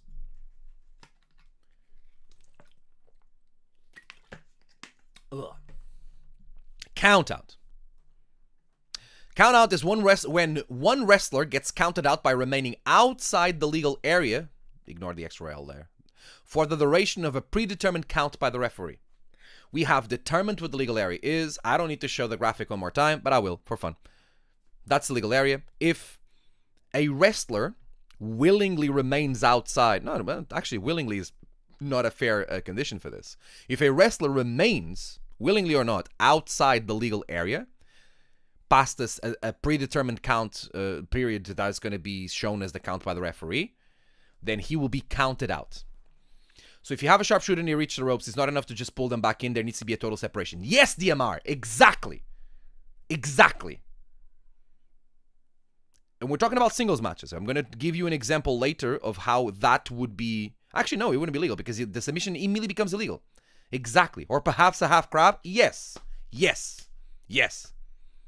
He's a piece of shit, but I stand for him when it comes to this case specifically, right? Right, so that's the countout, right? A few notes on the countout. Most of the world has a 10 count for a countout. Usually countouts are very much referee's discretion when it comes to the rhythm. Referees tend to be instructed to be lenient when it comes to both wrestlers being on the outside because the fans want action, right? And we usually, and I think fairly, referees will just want they don't want to interfere too much in the action, right? Most of Japan and other specific promotions like Ring of Honor, I don't know if still, but until very recently, have 20 counts on the outside. That is just a way for promotions to incentivize the action going outside of the ring, right? Again, everyone knew a priori what they were getting themselves into, so valid, right? More notes. The referees can only keep track of one count. There can only be one count going. You cannot do different counts for different wrestlers, no matter how much certain games want that to happen. I'm looking at you, Wrestling Empire. Love that game. Referees can only keep count of one count. There's no two different counts for different wrestlers, right? So, therefore, referees will not break the count, and notice how the count is a concept, important concept here, right? Referees will not break the count, with capital C, to other participants that are remaining outside the legal area if one of those participants enters the ring, right? Just because one of the wrestlers comes in the ring, the referee will continue the count because he was counting both wrestlers out, and one of them has been able to save himself from being counted out, but the other one hasn't, right? But when referees, when wrestlers leave the ring, the count needs to be reset, right? Referees have to reset the count if one participant exits the legal area while a countout is taking place, because it is not fair that the new wrestler that is out doesn't have the same amount of the 10 count, right? It's not fair for you to come out and immediately being counted at 6. That can be seen as referees' interference, right? Therefore, because the referees can only keep one count going, because if not, it would be asking too much of them, and we want to keep this simple and clear, when a wrestler leaves the legal area, the count resets to 1, right? I fully disagree with leniency. The sport matters, the rule matters. If you're telling referees to be lenient for the fans' viewing benefit, you're introducing bias at the very core of what should be a fair sporting contest. I don't disagree with that. I'm just giving you the reality of the situation, right? I think there will, when it comes to countouts and the rhythm of a countout, there will always be leniency. There will always be differences. If we don't want for that to happen and we want this to be as fair and as strict as possible, then we take away the count from the referees and we put a timer on a screen, a predetermined timer on the screen, and the job of the referee now becomes to determine if the wrestlers have come back in before the count ended or not. And I think that is the only solution I can find that would take away the power of the timing of the counts to the referees. And I think that's not fair, because we have one person whose job is to keep the rules. Now it becomes more than one person whose job is to keep the rules, right? And I also, they might not be feasible for the business of wrestling to get more than one referee involved, just because it's like the referee that's the main referee and then the count out referee, the same way that you have side referees with the flags and now you have VAR referees in football, right? I don't know, maybe that's a conversation that would be interesting to have, right? PWG era, Rick Knox disliked this message. PWG was a promotion that incentivized leniency by the referees when it comes to countouts, right? Thank you for explaining why the count resets with a roll in and out of the ring while opponent remains outside. I never fully grasped that. This is the point of this stream. That's what I'm trying to do here. Bring clarity to rules, right? Hopefully that makes sense. It sounds like it did make sense. That is the countout, right? Wrestler doesn't get to be able to get in the ring, get back in the legal area of the ring by the count of the referee that has been predetermined beforehand. He gets counted out. The victory is given to the other wrestler. If both wrestlers get counted out, then it's a tie via countout, right? The decision is a tie due to a countout. Let's move on to the disqualification, right?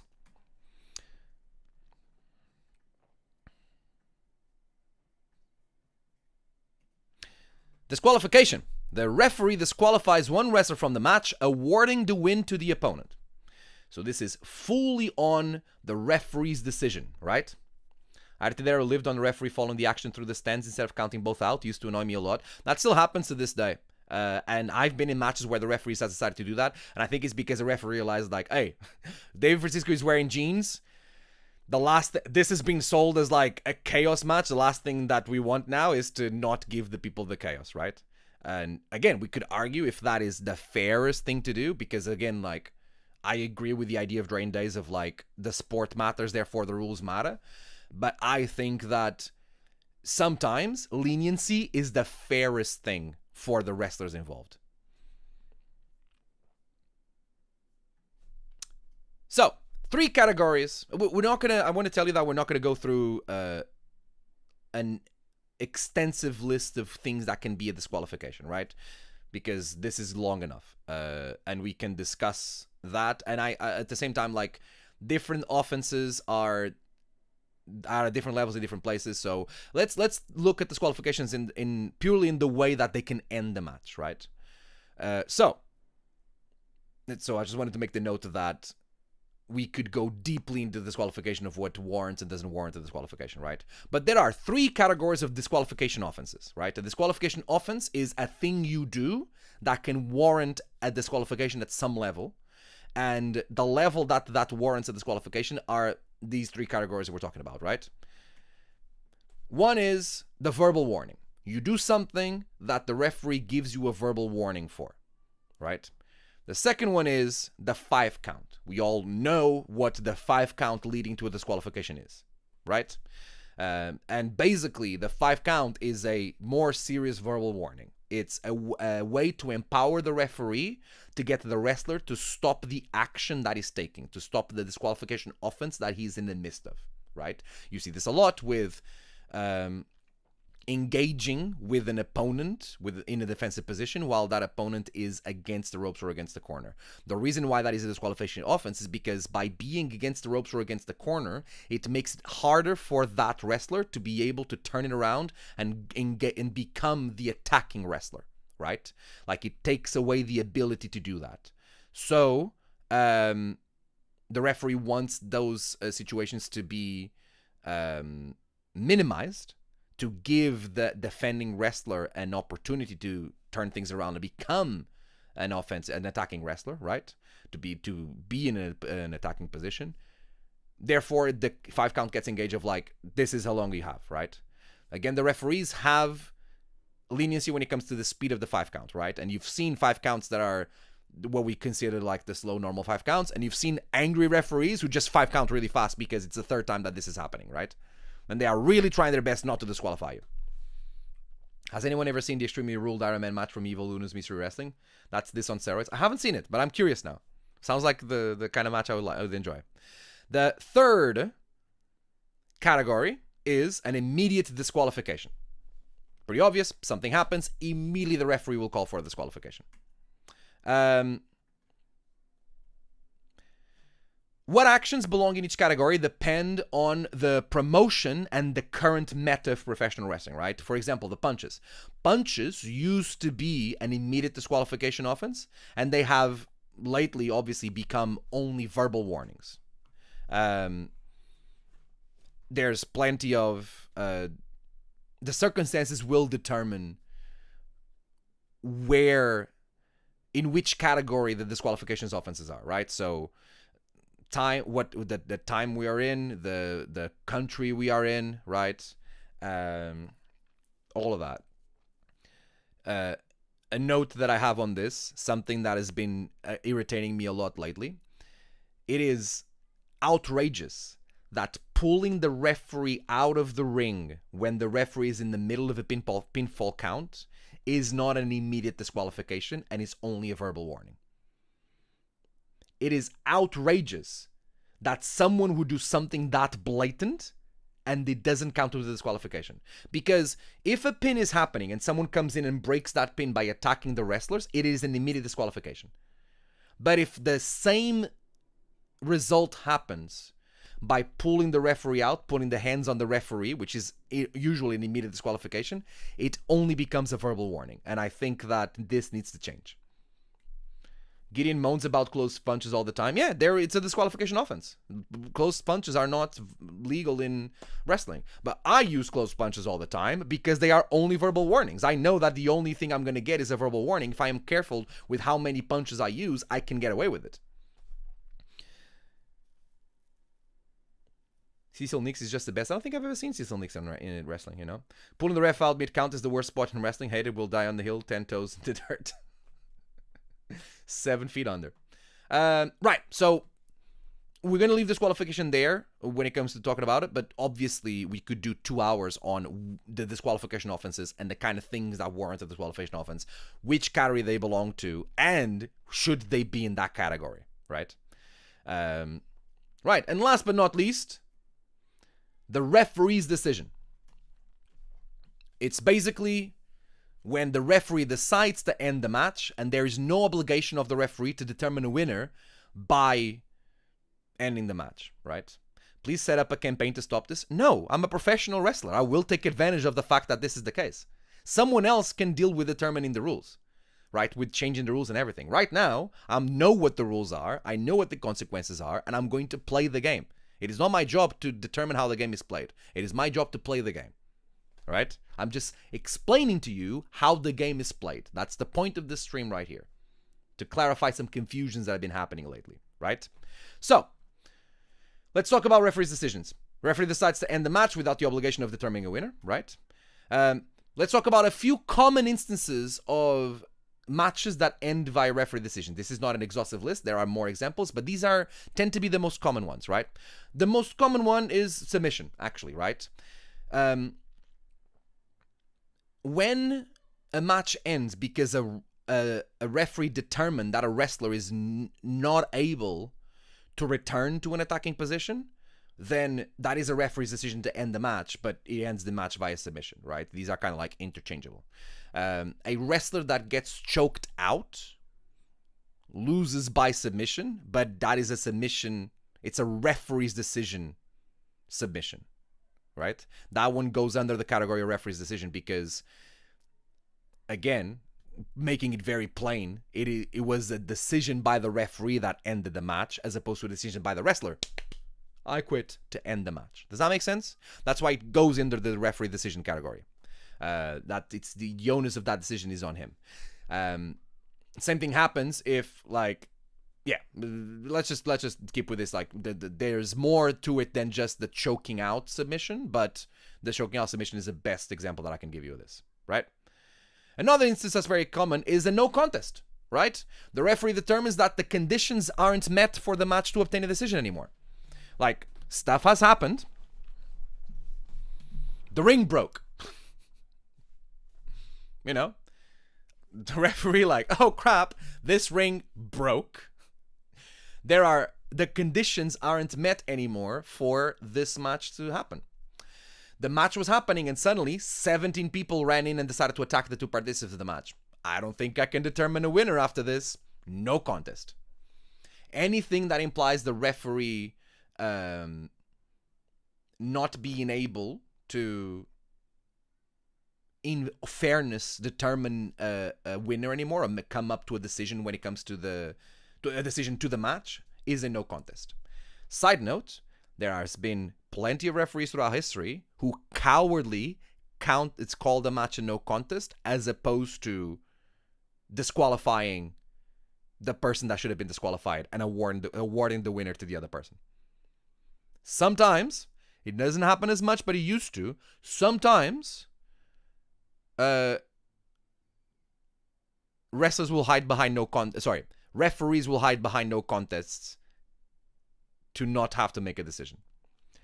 If a wrestler got arrested mid-match, is this a no contest? Yes. If the police comes in and says, excuse me, that wrestler is going to jail right now, the first thing that happens legally is the referee stops the match and declares it that no contest, and then the police action happens. Does that make sense? No matter which wrestler goes to prison. If you are the one getting arrested, you don't lose the match. The match is a no contest, right? Here's another very common instance of a match ending via referee stoppage. It is an injury, right? The referee determines that a wrestler has sustained a long-term injury, or at least fears that that is the case in a match, and then protects said wrestler that has the injury or is suspected to have the injury from suffering further damage, even if that wrestler seems capable of returning to attacking position, right? So a big part of the job of the referees is also the safety and security of the wrestlers. And sometimes that is like even from themselves, right? Referee sees that you have a broken arm. You may be able to continue to wrestle. You may be able to come back to an attacking position by doing drop kicks and stuff. But the match needs to end. You have a broken freaking arm. This is not just a match injury that is quick to go, even though it may suck in the moment. This is a long-term injury that can get more aggravated and can have a longer lasting impact in your life if you continue this match. Therefore, the match needs to end right now. You're injured, and usually the other wrestler gets the decision to themselves. Not always, but usually that is the case. Especially if he was the one that injured you, right? That is a referee's decision. And these are the 5 ways a match can end. These are the parameters within which the match can end. There is more to say to disqualification referee's decision, but it's mostly itemizing them. But I don't think I can be more clear when it comes to the rules of professional wrestling.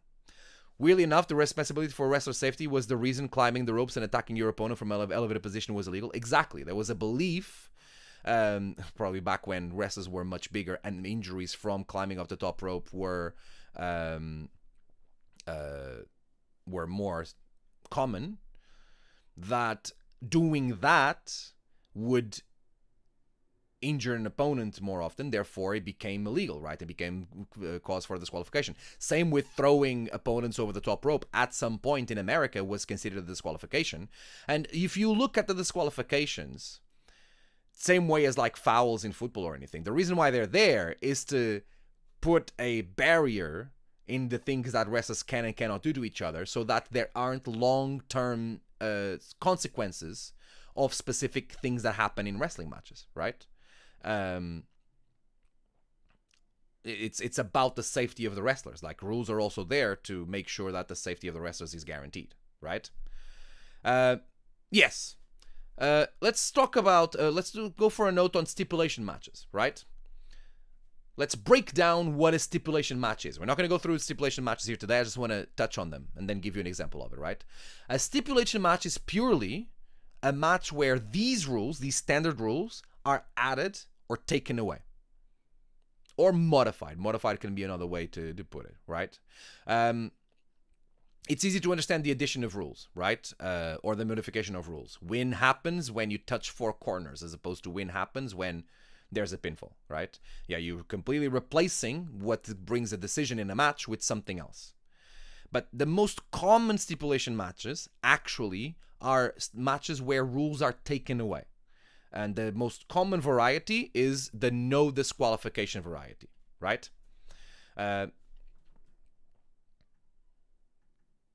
So, the no disqualification match. Basically what we're doing is we are deactivating, the name says 1, but it's actually 2 of the ways a match can end. Colloquially, no disqualification matches are also no count out matches. These are 2 different decisions, but both of them get disabled in a no disqualification match, right? So a no disqualification match can only end by pinfall, submission, or referee's decision, right? And as we've discussed, a disqualification is not a referee's decision. Those are 2 different things, even though they appear the same, because the visual form of them is the same, is the referee calling for the bell, right? It is important to clarify that in no disqualification matches and in variations of the no disqualification matches, the legal area of the ring still is the same. There is no change to the legal area of the ring. This point is still in effect. So, pinfall and submission still have the same parameters to be considered legal. Nothing has changed when it comes to the legality of a pinfall or a submission. Those rules are still active. The difference is that the referee now has no power to enforce the measures to counter disqualification offenses, like rope breaks, right? So this is a very common confusion, misconception in wrestling matches, which is rope breaks in no disqualification matches. There are no rope breaks in the no disqualification matches. That is true. The referee has no power to order for a submission to be broken, for separation to happen in a no disqualification match. That doesn't mean that the submission continues to be legal.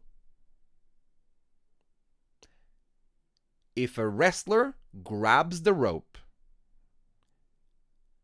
the referee instructs the wrestlers, and especially the attacking wrestler, that that submission is not legal anymore. That wrestler keeps the hold on, and the wrestler that grabbed the rope taps out or passes out. it is not fair for the referee to award the win to the attacking wrestler. Because the hold is not legal anymore. The parameters we were talking about when it comes to what we are going to colloquially call the rope break maintain and still the same. Nothing changes there. Same with pinfalls.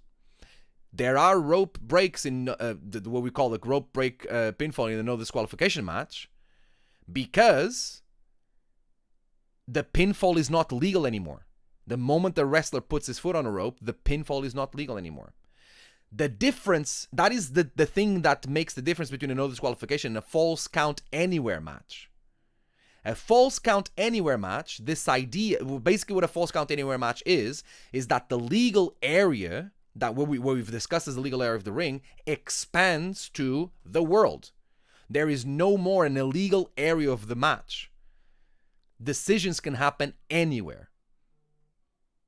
Hopefully that was able to clarify this, right?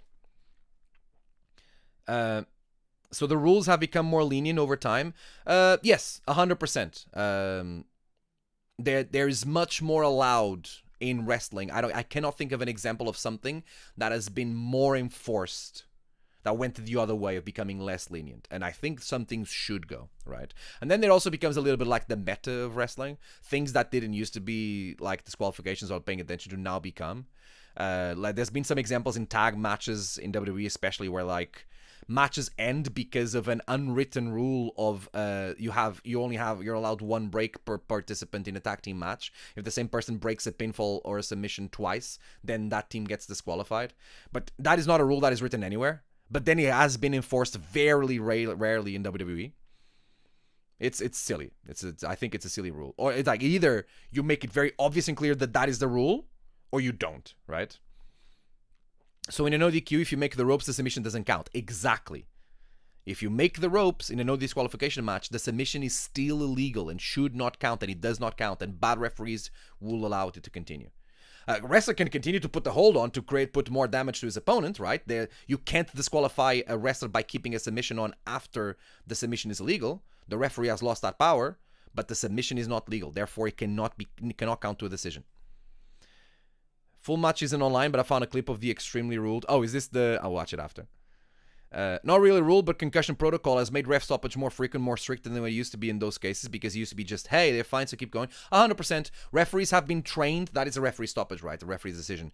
Referees have been trained to look for signs of concussion, and they've also been trained to be less lenient, to be more strict, to like, it's better to stop the match, even if there was nothing actually there, than to not stop the match and something actually being there, right? That's been definitely in the past 10 years.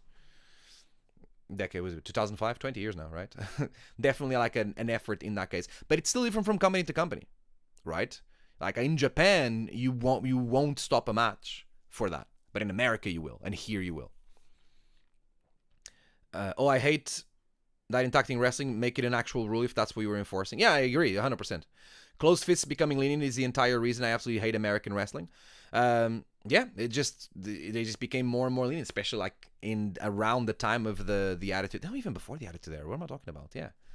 So using a punch as a finishing move is fine because you don't do it again before you go for a pin. But if you do the punch multiple times, then technically, if you were warned, yes, exactly, Lishi. That's why Big Show was able to get away with a punch as a finisher, because punches didn't become an automatic. Over time stopped being a immediate disqualification and became a verbal warning. Therefore, if you only do one, it's fine. I take advantage of that. I punch wrestlers a lot as a countermeasure to stop their momentum. I'm not punching them all the time, but I definitely sneak in punches when I need to. I did one, yeah? Did I do one yesterday? Yes, I did. Because all I'm going to get is a verbal warning. Okay, cool. I'll take a verbal warning. There's no actual consequence to it. But obviously a referee can, if he continues to give you the same verbal warning again and again, he can just decide to disqualify you. Very rarely have we seen a disqualification of a wrestler for being too naughty. You see that way more with 5 counts examples that don't get break, right? Sometimes famously known as disqualified for kicking too much ass. but I don't remember a wrestler being disqualified for the referee basically being like, okay, I'm done with you. Ding, ding, ding. You're not listening to me, right? Hang on, if a closed fist punch is illegal, could a ref refuse to count a pin off the back of a punch? Yes. Yes, he could. Japanese referees do this a lot, and I commend them from doing it.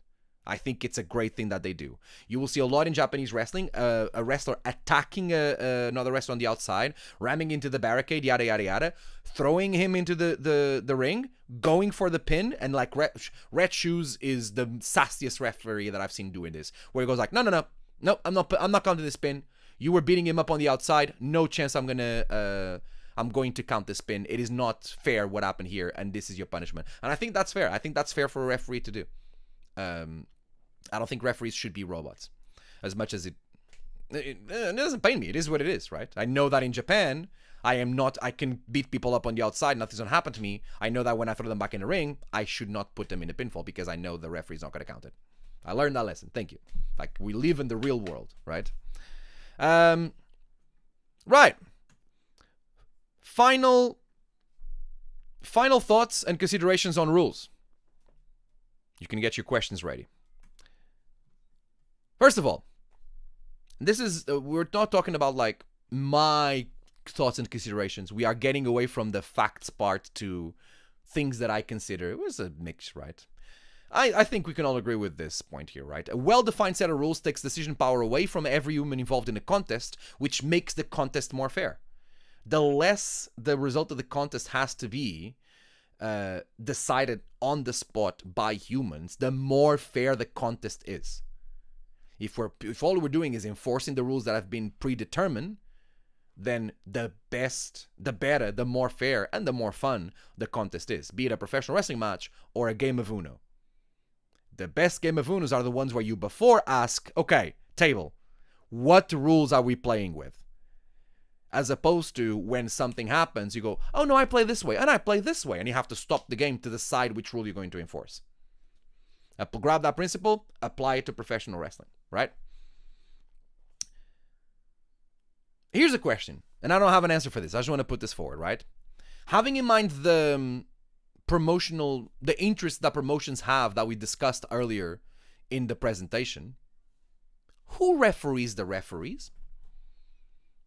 There's this, as I keep bringing up the Scottish ref specifically as an example of maybe what can be a bigger problem.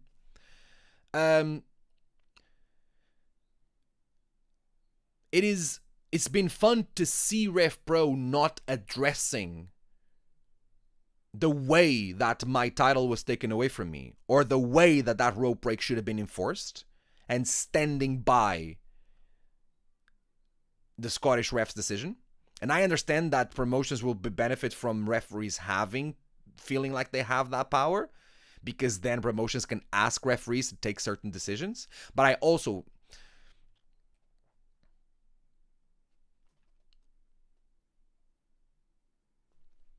don't feel anything. I'm going to ask a question. Would it be in RevPro's best interests to have me as their champion?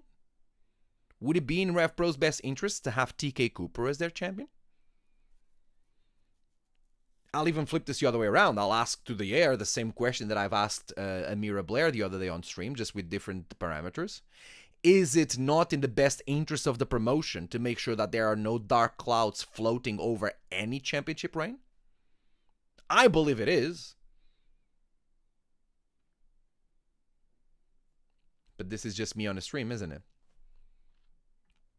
And of course I would think this because you would benefit me, right? But I think I'm being pretty objective when I say this. I think it's a pretty objective conception, right? I believe an official professional wrestling rulebook should be created, and I also believe it will never be. Because the people that would have the power to push for the creation of this official professional wrestling rulebook are the same people that benefit from the rules being a gray area. Therefore, I don't know if... I actually know. I am certain that something like an official professional wrestling rule book will never be created. The next best thing is promotions having their own rule books, and then wrestlers knowing that in different promotions they follow different rules, which kind of already happens, right? If I go and wrestle in Japan, I will very likely have a 20 count as opposed to a 10 count, and the referees won't count the pin after I attack someone on the outside. But that is more, it feels to me more like the meta of wrestling and the culture of wrestling than an intent that comes from a well-documented set of rules. There should be an official professional wrestling rule book. Best case, if not that, then promotions should have official professional wrestling rule books. And I am certain that something like that will never happen. As I said, the people that have the power to do it are the people that benefit from it not happening there. And that's it. That is all the thoughts that I wanted to share with you. And that is all the rules that I wanted to share with you with this presentation. I now open the presentation to questions as I read the chat here. Let's keep discussing. Let's have some thoughts. Ask me some questions, not just here in the chat, but in the comments as well if you're watching this afterwards. Let me scroll up a little bit as I go through the messages here. Drain Days, what are your thoughts on the selective leniency shown by referees at certain British wrestling promotions run by Andy Quildan? I think I've made those thoughts obvious, right? I think that referees are human and they will make mistakes. I think that that is to be expected, and it should, as frustrating as it can be, it should not be made an issue. I think patterns of mistakes should be addressed. And I question the interests in the people involved to not address very obvious patterns of mistakes.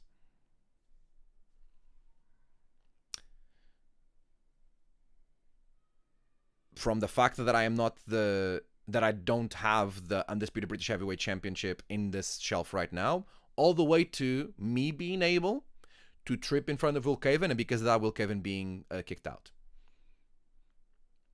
If this is the way we're going to play the game, I am happy to play the game that way.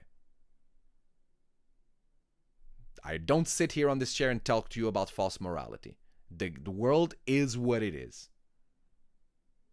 The game is what it is, and I play it.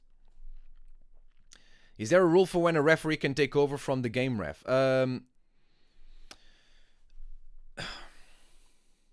This is the gray area thing, because it becomes too much about referees' decisions.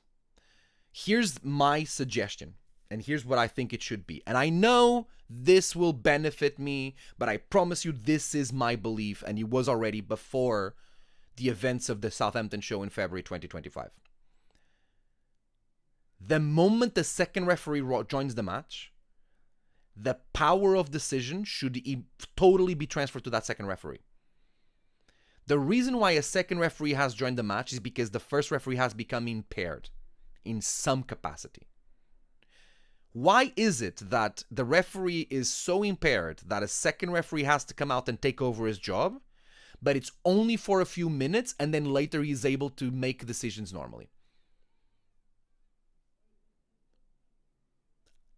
I think that is not fair to ask of that first referee after his ability to make a fair decision was being impaired to still make decisions. If things gotten so bad that a second referee has to come down to take over, then a second referee should come down and take over. Completely. And then after the match and the decision, things can be booked and made to address any issues. But I don't think that the moment a second referee comes down, the first referee should still have power of decision. The idea of like two referees having similar power of decision is gray area and is very dangerous for professional wrestling. There should be one person with the power of decision, and then that person should be able to be questioned and addressed after the match is over. That is my opinion. That's what it should be. And yes, to it being in everyone's best interest to be champion. I agree, Kat. RevPro would be even better if I was the champion like I should be. Some promotions have a head referee who has more power, I guess. But then that head referee says the job of that head referee is to attribute the match to another referee. The moment he delegates the ref to another referee, then that referee has the power of decision. And it is not fair for that head referee to then come down and wall it down and be like, actually, I don't like this, so I'm going to change it. Therefore, that referee never really had the power. The referee that is supposed to be reffing the match never really had the power of decision. We are now, like going back all the way to the beginning of the presentation when I'm talking about objectiveness of rules, the rules being abstract and objective gives power to the wrestlers. I am now, as a wrestler, having to worry about the potential decision this referee has to make and the potential decision the head referee that is not involved in this match has to make. Are we insane? VAR is not on the referee's decision. It's on a camera. It's objective. What is the referee seeing? It's objectively seeing this, therefore this is going to be its call. It is insane that I have to worry about the potential on-the-fly gray area decisions of two people. Rules should be objective and abstract. They should be clear for everyone. It makes the job of the referees much easier. They can hide behind the rule set. That's a good thing for them. I think the important thing is I can't believe lots of wrestlers could be the champion in a promo. But, Mimos. Lots of wrestlers could be champions in a promotion. Yeah, everyone should get a fair shot. Everyone should get a fair shot. And the key word here is fair. Is a fan more likely to go to more shows when you or TK Cooper are booked? I would say yes in their interest because they would sell more tickets, specifically to me. Oh, us being champions, yes. But I am too loud, aren't I? I speak too much. I had an agreement with RevPro to create a format to their YouTube channel. I'll tell you once we're done with the rules thing. Paul G agrees. Thank you very much. ODN agrees. I appreciate it. Thanks for the support, gang. That's why you're the real ones. What's the sentence? Just do more of the fucking thing, right? The official professional wrestling rules PDF coming soon. It won't come. It won't come, Russell. It's not going to happen. Emma, in a multi-man match, if you are hit and fall back onto another wrestler, does it count as a pinfall?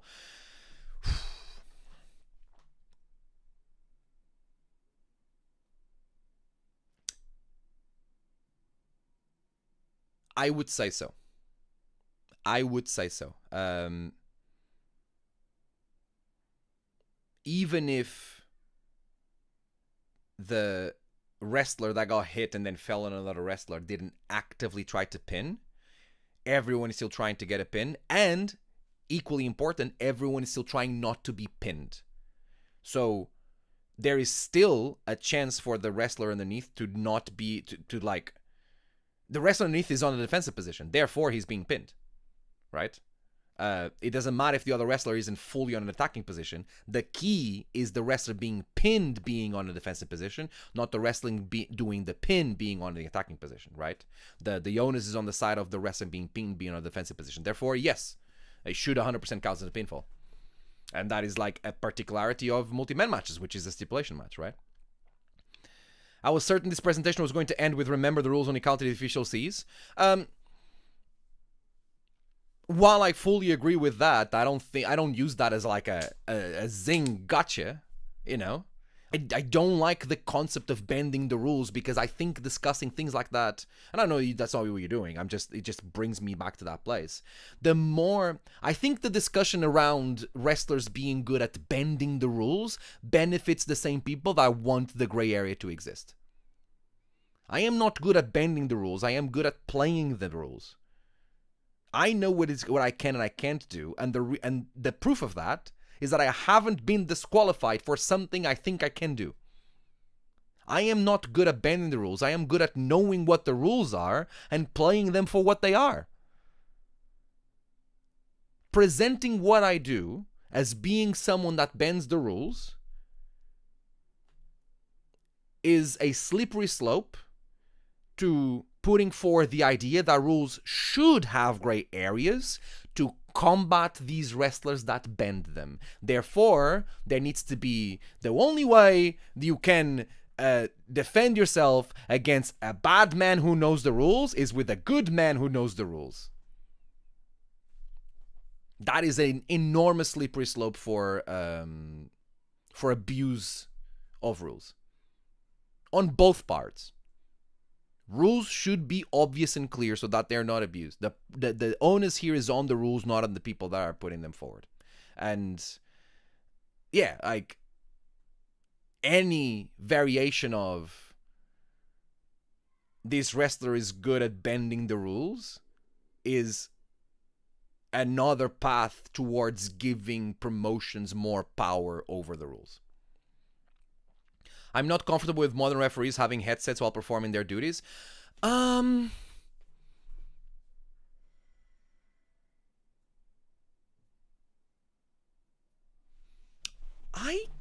am, but I can't explain why. I'm comfortable with it. I can't explain why. I think it's a good thing that referees can be communicated with and can communicate in the match. I think if a doctor needs to talk to a referee, it is much better for the referee to be in the action than it is for the referee to move away from the wrestlers to talk to the doctor. And we don't want the doctor to get in the ring either, because that's dangerous to the doctor, right? And while I understand that that can be abused, while I understand that that can be exploited, and people can be talking to the referee, the principle should always be the principle of the innocence, right? So, because there's the possibility of something happens doesn't mean that action should be taken. Only when something does happen, action needs to be taken, which means that like fiscalization needs to be much bigger, and then we need to make sure that we employ referees that will put the integrity of the rules and their own personal integrity above everything, which is hard, but I still think playing that risk is worth it for the referee to be able to maintain the safety of the wrestlers, right? And I understand why you are not comfortable with it. At best, to distract. At worst, who knows what they're being said to them. Yeah, I understand that. I from everything that I said here, I still think that it's actually better for the referees to have the headcounts, the headsets, and then just we need to make sure that it's very like it's fiscalized. Maybe there needs to be an impartial person that is on the same channel listening to the things that are being said, or maybe the channels need to be recorded. And I think that will help with keeping the integrity and the impartiality of referees. That's like a measure in place to maintain that. If I commit a crime and I'm wrestling, does the ref need to stop the match before I get arrested? Asking for a friend. Yes, as I just said, if you commit a crime, first of all, any crime is a disqualification, right? You'll lose the match. But if, as we discussed earlier, if the police comes to the ringside and says, we are going to arrest that person right now, the first thing that happens is the referee, because the referee has authority inside that ring, the referee stops the match, calls it a no contest, allows the policeman to come in the match, right? So say I bring bring out a gun mid-match, the ref has to stop before I get arrested. As soon as you bring a gun out and show it, having in mind that it's a gun, immediately it's a disqualification. It's an immediate disqualification, because the gun is one of the few weapons where you don't use itself as a weapon, you shoot the weapon. Right? If you bring a weapon into the match, like a chair, the referee can take it away from you. He's not going to immediately disqualify you just because you come in the ring with a chair. There's an argument that he should, but it's not what effectively happens. That is not the meta of wrestling, right? A gun is different, because the moment you have a gun, it's like, okay, it's a trigger. So no, this needs to end right now, and this has gone too far. If you bring out a gun to a match, there's been a lot of safety measures that have failed for that to happen. And the referee should not be the last. That should have been taken care of way before it's in the referee's hands to decide something around that. Hello, am I still live?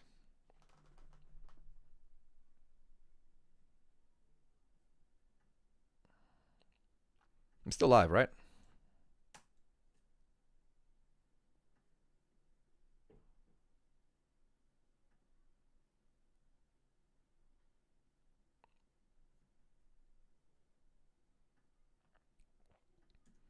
What is this? Sorry, I just ran out of space on my computer.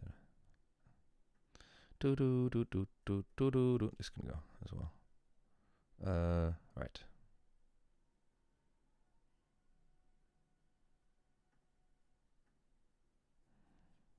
Go on. Had a little thingy here. I think we're back. Okay, cool. So how do you find out Yeah, I'm still live. Cool, wonderful. You can hear me. Wonderful. Okay, cool. Thank you very much. Thank you very much. How do you find out the local rules for the first time you wrestle at a promotion? You just have to watch previous matches and ask other wrestlers. In training, you'll be told the rules. Like I teach my students the rules, and then I also teach them to like, hey, double check. But usually this is going to be what you can expect. But at the same time, expect that sometimes you're going to be surprised with a rule or a referee that doesn't fully know the rules or has a different interpretation of what the rules are, because there's no official rule set. It's words, right? We just say it, you know. Drain days. Oh, you're responding to Phoebe. Legal if it's stipulation match of no DQ. Plus, according to the theory of closed fists, you can shoot them once for a warning. No, I think the gun goes into the category of immediate disqualification, right? But yeah, like. In an ODQ, you can technically pull out a gun. The referee can then decide to stop the match through a no contest, you know? Of like, the referee still has that power and make it a no contest. And yes, there can be no contest in no disqualification matches. Unless the match specifically says that there has to be a winner, right? Which means that the referee can immediately call for a submission by the other wrestler. Like, he goes in the same category as the injury. Like, you lose this match. The other person, like, even though you think you can defend yourself, you can't defend yourself from this. The other person wins. But to clarify, a no disqualification match is not inherently a match where there has to be a winner, right? That stipulation needs to be added. I'll keep this in mind for future reference. Oh no, don't bring a gun to training. Getting arrested is not worth the match purse, though. I agree getting arrested is not worth the match purse. Ivan Almeida, como é que é? Bem-vindo. We're all good. We're just finished the Rules of Professional Wrestling stream. Transparency will definitely help regarding headsets. Yeah, like I'm sure there's a way to record what's being talked about on the headsets, right? Right. That's it. That is my presentation on the rules of professional wrestling.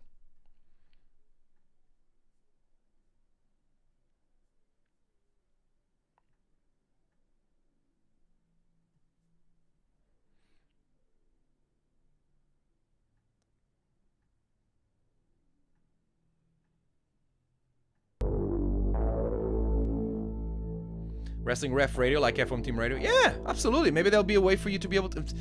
Independent wrestling doesn't have the funds to this, but maybe there will be a way for you to be able to hear what's being said on the headsets. I don't think that will ever happen. For the same reasons that I don't think the rulebook will ever happen, but I think that'd be cool. Need to shop around for someone willing to let me challenge someone to a one-bullet wound to a finish match.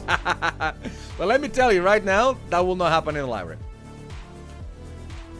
Thanks very much, G. Appreciate it. That was epic. Thanks, God. I tried my best. Thanks, Emma. Thanks for your kind words. Look at you. I'm glad some of you people got some value out of it, and I was also able to put my forward thinking around. Very informative. Thank you. Please, someone send it to Dave Bradshaw. I'm going to turn this into a YouTube video, put it on my channel, in the FRN Live.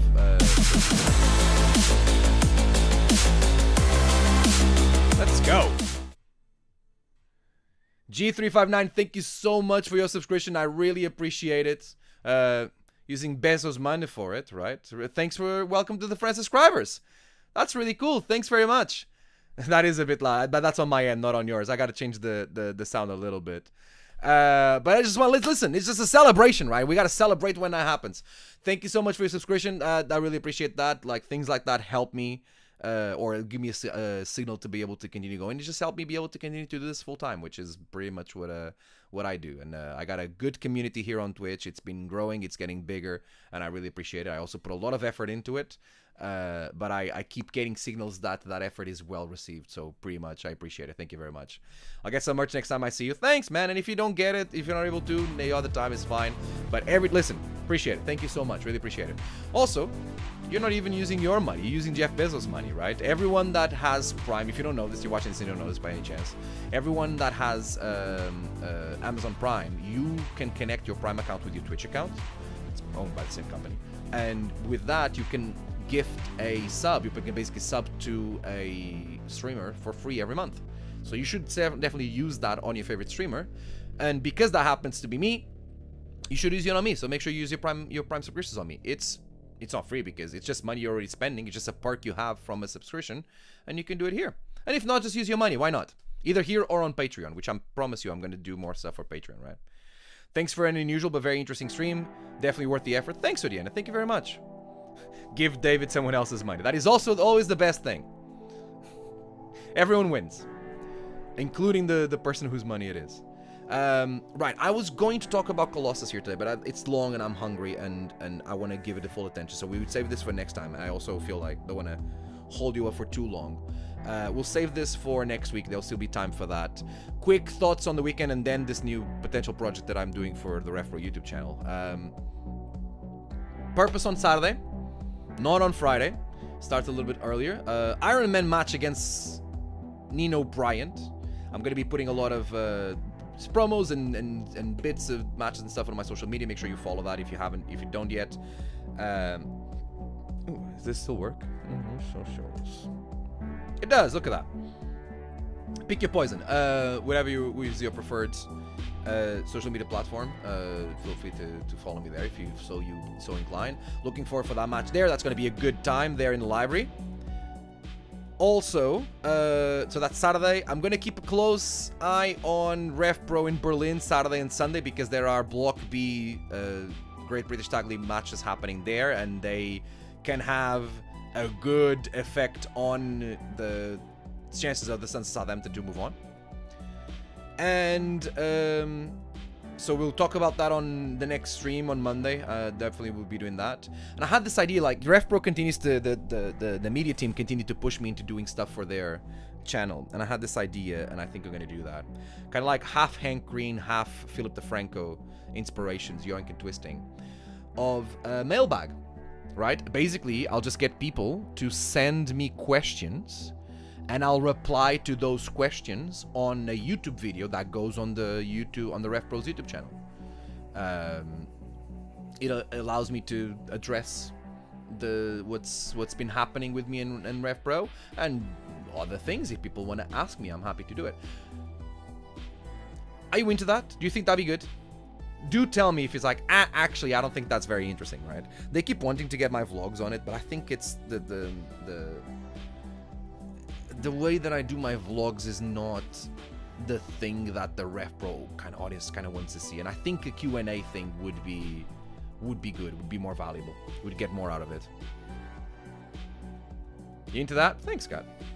I'm sensing it. I'm like, I think it's a good idea. I think it could be good. And it was also like a good way to like get the audience to participate more. Because I feel like my audience, like not just the people here on Twitch, but like the people that follow me on Instagram and everything, like they're already participating a lot. But I think that would also like open me to a lot of people that are following RevPro for, and I am not a priority in their following of wrestling, I guess, and it would get me a chance to connect with that. But you're always my focus group. Here is always the place where I come and ask first if things are a good idea or not. But I may do it this week. We'll see.